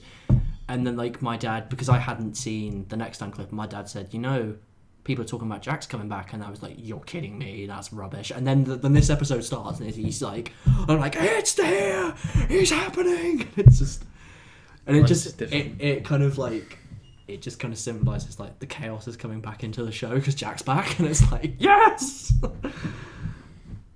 Plus the fact, I think that's just such a cool piece of music, and the fact they never released that on like a CD like really pisses me off. If Boulder's stuck, I'll give him the answer that would instantly win. Go on then. Doomsday. And that reaction is why. Yeah. God. True. It kills every single time. Well, I was just playing it. Because I feel like you can say one story. Yeah. After this, I will say a story. Yeah. I was just listening to it because I had the soundtrack on, because I'm a sad man. And my mum walked in, and I was like, "Oh, so, Mum, this is an instrumental, brilliantly composed, brilliantly everything. What do you think's happened?" I'm going to say it's from a TV series. You can probably guess which one. What do you think's happened with this playing? And she instantly was like, "Well, something big, emotional, and out of control." It's the out of control bit. So something has happened that the characters can't fix. They can't amend at all. And that is just translated so well in the music. And just the simple piano until it all builds in with the drums. Can I make one also other point? Like, because like when it's like when he jumps and he clings to the TARDIS, and then like he just like the switch, and it like goes off, and it goes yeah. They take that riff and they put it in the Torchwood main theme, and I'm like, oh, that's just like you're bridging the gap between the two shows, and I love it. I also know what Boulder's. I think I can guess what you're going to say. I don't think you can. No. I don't think you can. But like you just this isn't the answer, but there's a bit in Army of Ghosts at the start where that you hear the I love that. Just try that in. Just a little Torchwood riff, it works. The one bit I really love that they never released on the Series 3 soundtrack. Oh, no, it's not what I was there you go. Is in Evolution of the Daleks right at the start, and there's a bit when they run away from like he's just Sonic the radio, and there's a bit when he there's a bit of music there that I absolutely love that they never released. I know it's a bit of a funny choice, not the best episode ever, but it's perfect. I'll have to let you listen to it later, but I love it's really good, and I love it. I listen to it all the time. Like Like, and I love it. to juxtapose that, like, and even like an equally great one is like when you've just got Dark Sec hybrids come out of the thing. It's like, It's like, we will have the darkness. Yeah. and it's like, dun, dun, dun, dun, dun, dun, dun, dun, and they're just like when he just like flexes his arms, and they just move back because they're scared. It's like, Dun, dun, dun. I thought you were going to say hanging on the tablephone.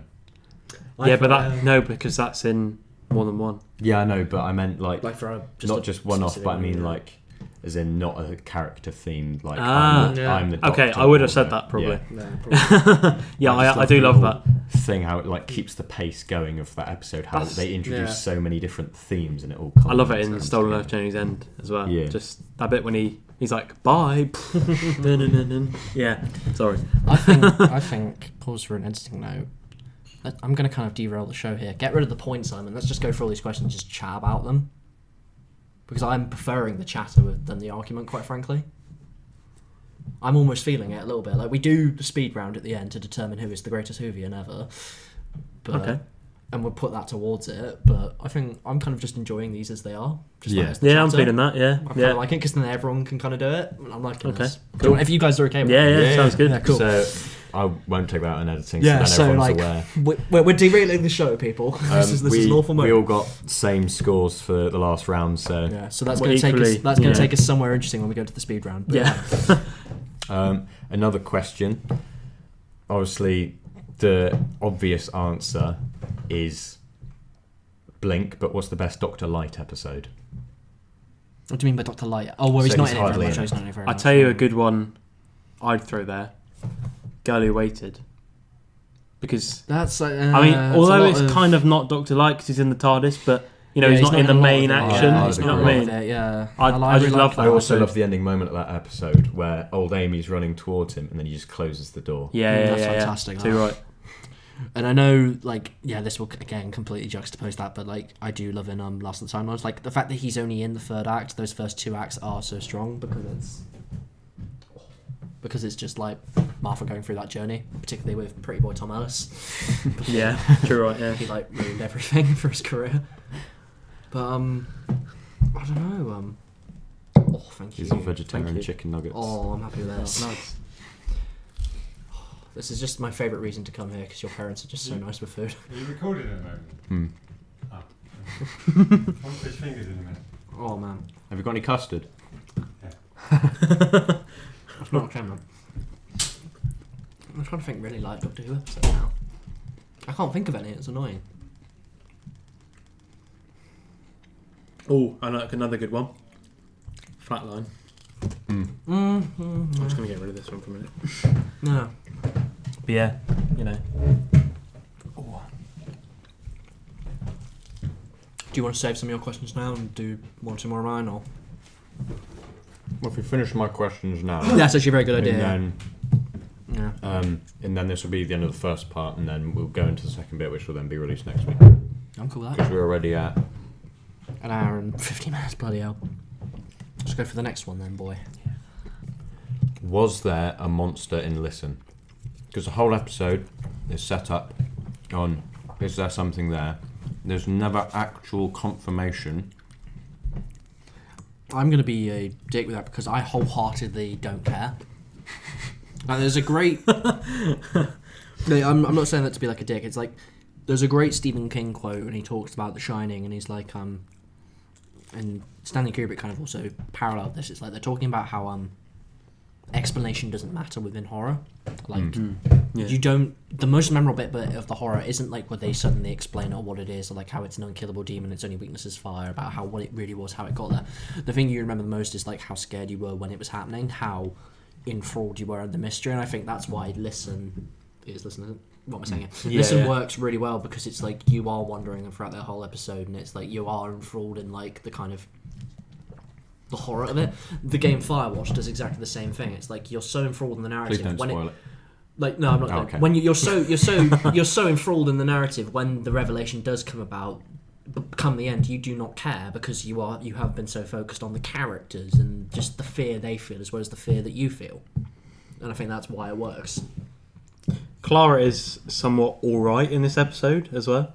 In Listen. Yeah. I don't actually sort of it doesn't do anything to really hurt. Really hurts her character almost. It's Disclaimer: I love Clara. I get why people don't like her, but I really like her. That's not. I think not she just was 'cause she's so hot. close to being great. That's not just because she's Yeah, hot. there's a like, really I know good- she is, but There's a really good video essay online about Yeah. Is Yes. that Fat videos? yeah, she's very about good. how at that. Clara was nearly good. Nearly good. Yeah.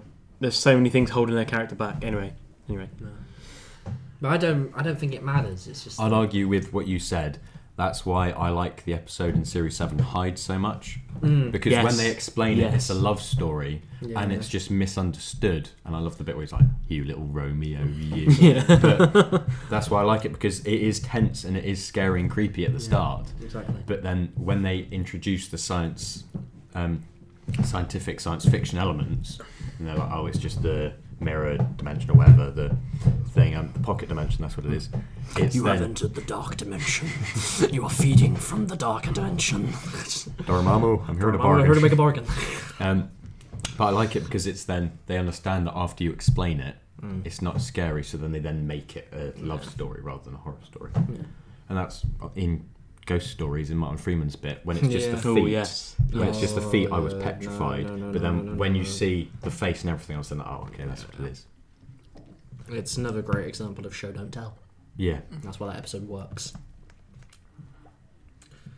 Which is kind of rare for this show, because now they just have to throw everything down your throat and explain it. Yeah, true. And it was so different for Series 8. Yeah, You know, really, yeah. And Capaldi's just amazing in that episode. And, if it wasn't for that episode, I don't think there would have been Heaven Sent, to be honest. Because, especially at the start, when you see that, that Capaldi monologue at the start, I don't think you get all of Heaven Sent, if he wasn't good in that scene. I don't know, that's just me. Do you guys want those two? Or I'm fine, but no. I'm not bothered, yeah. Carry on. Like, my kind of... I have a hot take as well. Like, I think kind of my favourite ever Capaldi scene is... like when Clara has just had the phone. No, it's not when she just had the phone call. It's like when she sees him in the new outfit for the first time. And it's like you've got like the little smooth riff, and it's just like, and he's just walking down there, and you can just kind of like hear the creak of the boots, and he's just like, I've been alive for over 2,000 years, and not all of them were good. And it's just like, oh, he's a badass again. And I love that scene. Oh, it kills me. I do have a question, which is another pitch. Oh yeah, go ahead. Pitch a combination of two Doctors, which we haven't seen yet, and a story you'd love to see them in. Oh, you're killing me, man. You are killing me. And it doesn't have to be realistic. You can put 9 with someone, because obviously I'm realistic because Eccleston isn't going to return for the foreseeable Can I be unrealistic future. that they're actually dead? Yeah. just to throw that one out there, lovely. I think Death Trump's not willing to come back. Yeah, I'd say this is kind of like a little bit of a silly one, but it would be Eccleston and Tennant, and it would just be Eccleston turns up at the end of Waters of Noise. He's like, the laws of time are mine. He's like, no, just slaps him. It's just like, calm down. You must obey the laws of time, otherwise we get Reapers. I had a whole bloody episode with the Reapers. Just calm down. Have you forgotten this already? You forgot this. This was like a shit. I disappeared for half an episode. Right. 2 and 11. Because although they're quite similar, Yeah, that'd be Well, fun. both very quirky. yes, Balls. I think they would just bounce off each other really well. I don't know what it is, but So yeah. was that, I think, 4 and 11? Because you had Yes. the care... I know it was the caretaker. They The curator, I mean. They the- can also argue about which one's cooler, bow ties Yeah. or scarves. I mean, technically we did get 411. No, we didn't. Yeah. No, we didn't. No, we didn't. No, we didn't. No, that was not the Fourth Doctor. Move on. Especially, like, because you're kind of then comparing, like, the two most iconic costumes from the show.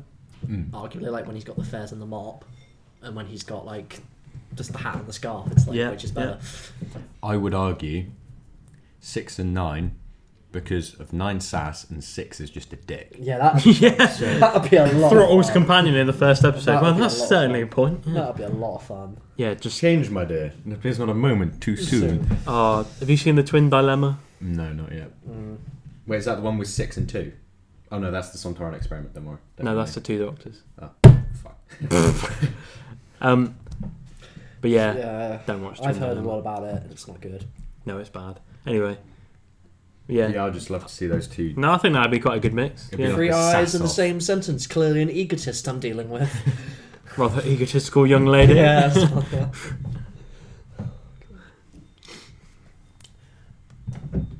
I don't remember. Oh, yeah. Right. So I'll explain my answer after I've explained the question. What's the best meta moment in the TV show? You can go classic, but I don't know many meta moments from the classic series. And I'm going to say the one in the Sontaran Stratagem where Tennant puts on the gas mask and he's like, "Are you my mummy?" That's pretty good, yeah. I must admit, I would just love to do comparing screwdriver sizes in the 50th anniversary. Yours is bigger than mine. Let's just go there. I know that's not part of Venice, but still. Regeneration, it's a lottery. I'll then also say possibly the ending of Series 6, where it's Doctor Who. Yeah, just gives the audience the wink, you prick. Yeah, there was one like that earlier. When in the Bells of St. John at the start, when he goes to Carlo, I'll go on, say it again. Doctor Who? Oh, and once more. Doctor Who. Oh, I forgot how much I liked hearing that. There's also the... when Shakespeare says, "Oh, reminds me of the Sycorax." I think I'll take that one. Oh, right, yeah. There's also the bit with Missy in Series 10 where it's like, World Enough in Time, where it's like, "Hello, I'm Doctor Who." Oh, it's so funny. That was my entire favourite moment of the whole series. The pilot, when she goes, "What do I call you? Doctor." But Doctor what? Roll titles. I love how Doctor Who poop just do that. Yeah, they just put Doctor what?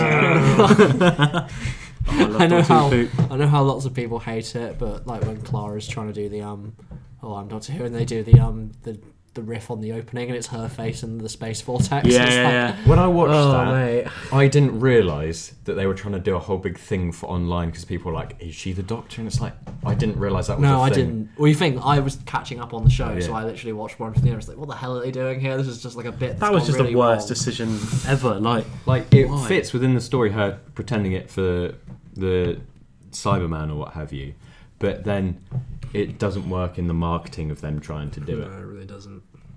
We'll scratch over that one, I think. Another question, which could turn into a pitch depending on how much you roll with it. What's the best idea in the show that wasn't executed well?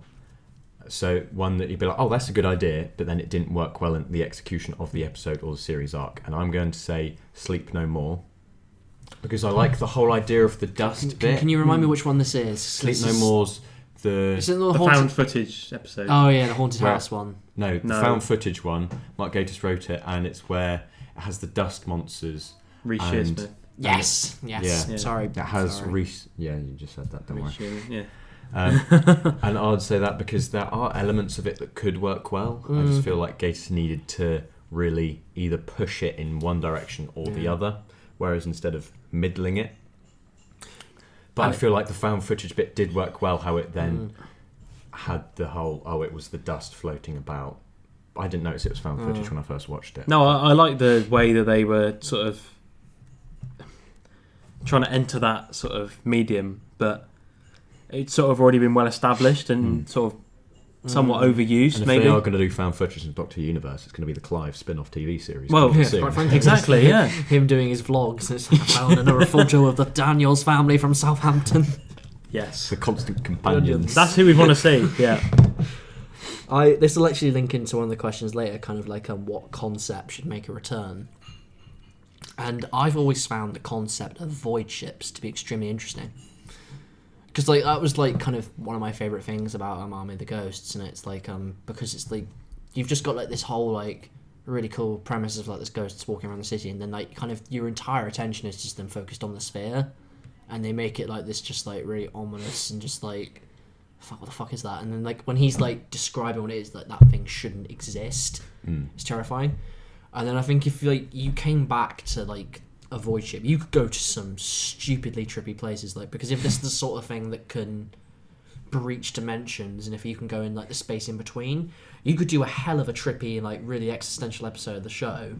And then also like if you just happen to like reintroduce like a void ship in the series, like it just like maybe like Whittaker just like encounters one, it's like suddenly she's like, Right, well, the last time I saw one of these, the two most important Daleks in the history of the Daleks just came out of it, and they caused me a hell world of problems. What the hell is going to come out this time? Or even if it's one of those dark moments like in the original Dalek where the Doctor's suddenly like, I need to destroy this, and they're like, no, you don't know what's inside. Oh, imagine a really moment like if it's like it opens and then it's an older Doctor climbs out, or it's like the next Doctor. Yeah. Oh, and something the like Doctor's that. just really- going to Yeah. fucking blow that It's shit like, up. Oh Christ! But it's just like I kind of think like because they don't do it much. Like I know they tried when they did the Beast, like the Satan Pit, and it was like they were trying to explore stuff about religion. Like I am every Satan, and it's like they kind of don't really explore trippy things like that anymore. But like if they kind of tried something where it's like the space in between parallel dimensions, like where he literally says there's no light, there's no up, there's no down, there's no dark. It's just nothingness, and to kind of like explore that might be interesting. I think the show needs to kill off more like characters that are just there for 1 week as well as companions and stuff. Because like in Satan Pit, when it's just her floating there above the whole station, it like adds weight and impact to it, whereas now it's like, oh, everyone's alright, everyone's safe. Good idea there was an executed Bill being a Cyberman, because it started off well. But then they played it off as, oh, she's a different Cyberman. Yeah. She's not even a Cyberman, really. Yeah. It's like... I think, as well, like, coming back to your point there, is like, with the Saint Pit, this show needs to be kind of, like, a little bit more scary again. Yeah. Because, like, when they're really trying, like, they make it quite scary. Like, I know they had the moment in Listen, with, like, the sheet, and it's like, fuck, don't turn around. And then, like, even if you remember Satan Pit, where he's like, don't turn around, Toby. Besides that, where it's like, Don't turn around. when he's just like, oh, open door 19, he's like, he is awake, and he's like, excuse me? It's like, say that again? I really like that two-parter because it. Oh, I love it. It balances comedy as well as scares, whereas now you get a horror-driven episode rather than it just being genuinely scary and petrifying moments littered throughout. The Beast and his armies will rise from the pit to wage war against God. I'm sorry, I meant, would you like fries with that? Just fucking Ood. Okay, yeah. The Ood are one of the best concepts. Sorry, They that's just ruined my answer for later, isn't it? They need to bring give back you the that. red eye stuff. No, I don't think they do. Because I think they need to explore them as the slave element of it. Yes, Bit because that more. worked really well in Series 4. Yeah, exactly, yeah. I think they ruined it with Series 4 with that. I think what they need is kind of like... Because, you know, like, what I loved about Satan Pit is, like, it's very much on the precipice of, like, oh, are we going to talk about the fact that they're slaves? He's like, and then they're just like, oh, well, what are you, a friend of the U? And then they kind of, like, they brush it under the carpet. And then there's even, like, the statement, like, Rose is like, well, we're going to leave all the U behind. It's like, we've just got to go. And then, like, you see them, like, they're holding each other. I kind of want, like, I love the Planet of the Ood episode where it's like, they are the slaves. They go really deep on that. But I just love one where it's kind of like, what if, like, an Ood does, like, a really dickish thing and does kill someone, and then it's like, the kind of, like, we're meant to love these things when we should want to free them, but at the same time they're just fucking vicious killers. Why And do then, we want to? you know, how they were in the end of time as well. Yeah, exactly. And that I like them in the end of time. So do I. I was Yeah. going to I like that. bring Big, up... one with the big scrotum on his Yeah. head. Well, you could put it like that, yeah. And then you got Ood Sigma, who's, you know, massive part of, Yeah. you know, the end of the 10th Doctor. And also, like, nephew in Series 6. Yeah, I was just going to say Doctor's Yeah, wife. yeah. Although I don't really Well- like how he's treated, Oh, yeah. almost. It's a bit... It's like, where's he gone? You're breathing him. And then Pond Life as well. Oh, yeah. The one in Pond Life. Ood on the Ood on the loo. That was alright. I didn't actually mind the Ood in that, because at least they were sort of exploring the slave element again. I'd like that. Rory's just eating his breakfast, and he's just like, I feel really bad. Just eat your breakfast. I'd love it if there was, like, a bit where it's in unit, and then suddenly they go into, like, a big warehouse, Black Archives or what have you, and then suddenly the Doctor sees that they've been using them as slaves, and then, because at the moment Unit and the Doctor have been getting on really well, it'd be a great moment, even if, say it's with Kate or someone else, and he's just like, you've been using them against their will. Or So, what like, have conflict. you. Yeah. And there's actually some conflict there again. Because they used to be in the classic, you know, the Third Doctor didn't always agree with the Brigadier, because there's a really good Third Doctor story called Doctor and the Silurians, the first Silurian story. Yeah. And, I mean, at the end, you know, the Brigadier actually says, oh, we'll do this to them. And the Doctor's like, no, why would you do that? Yeah. You know, I'm not going to spoil it. Yeah, it's almost like the Christmas invasion where Sycorax are going, and then Harriet Jones, Prime Minister, suddenly blows him up. I could bring And down he's your like, government with single word. There was a meme going around before it was announced that Moffat was stepping down, and people were like, had a picture of Moffat. It's just, doesn't he look tired? Yeah.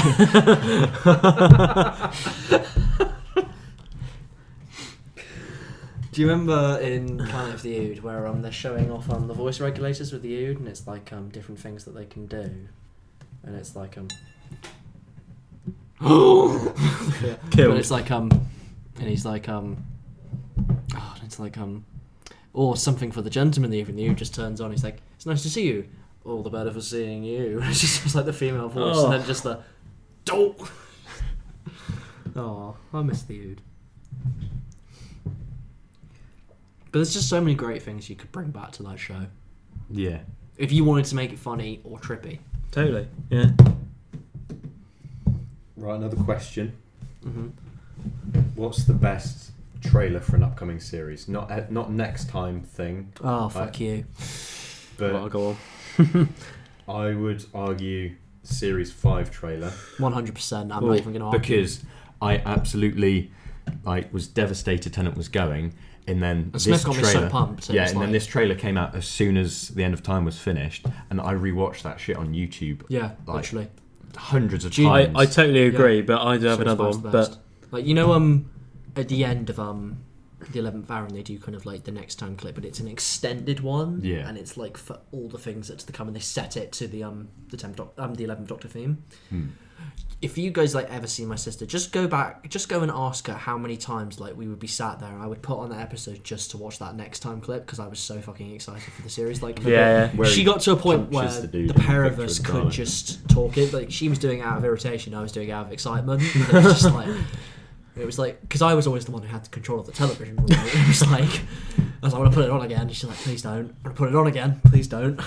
But I love Series 4 trailer. Yeah. Yeah.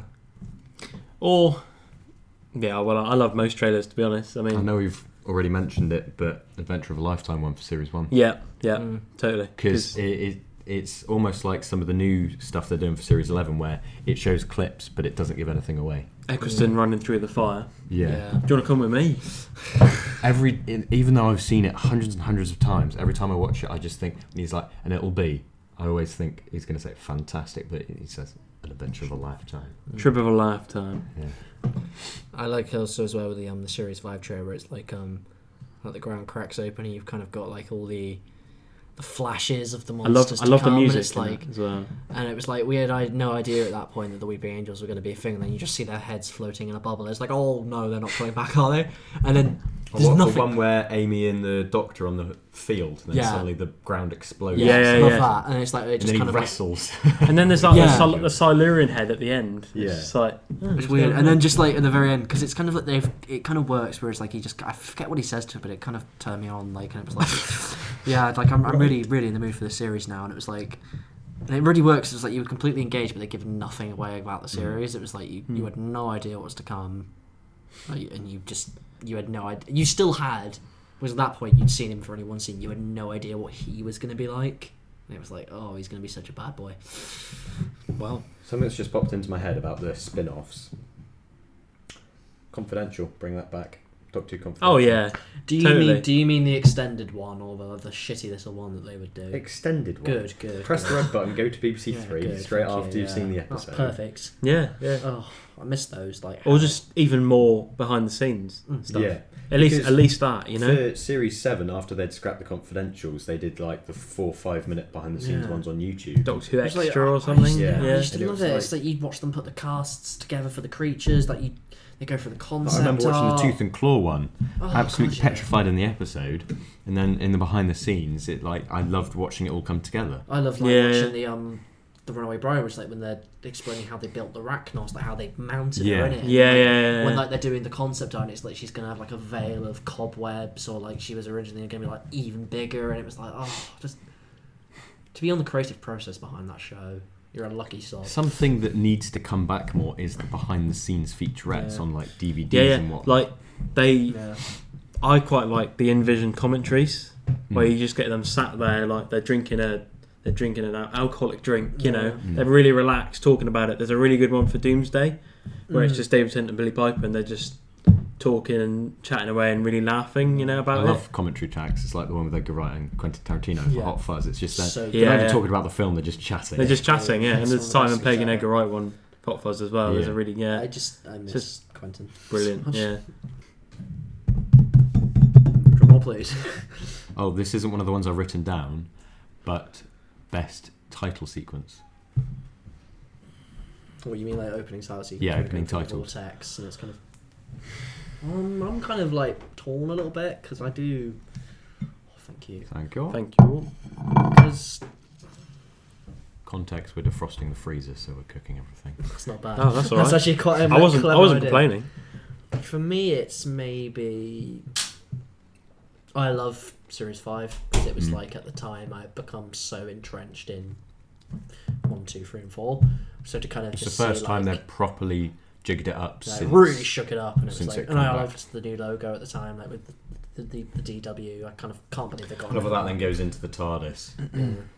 Nah, my favourite has got to be the original, the 1963 William Hartnell one. Yeah. Or the Just- very, very first one. Yeah, because it's just so raw. The thunder, all of that. It's just absolutely iconic. I love the behind the scenes on how they made it, and they did. In an adventure in space and time, Yeah. they show how they made it. You just get stuck the person in front of the screen. And then I think you serve your point even better. The fact they bring it back for the 50th anniversary. Yeah, exactly. Because It's that iconic. It just works. you just hear that and you just think, oh, that's just so quintessentially British and Doctor Who. I do love the Sylvester McCoy one though because of how neon and 70s. I like Yes. that. Yeah. I mean, I'm quite favourable with the Davison one. Mm. Not when it gets to Colin Baker because it's even more colourful and annoying. But when it started off with Davison, it was all right.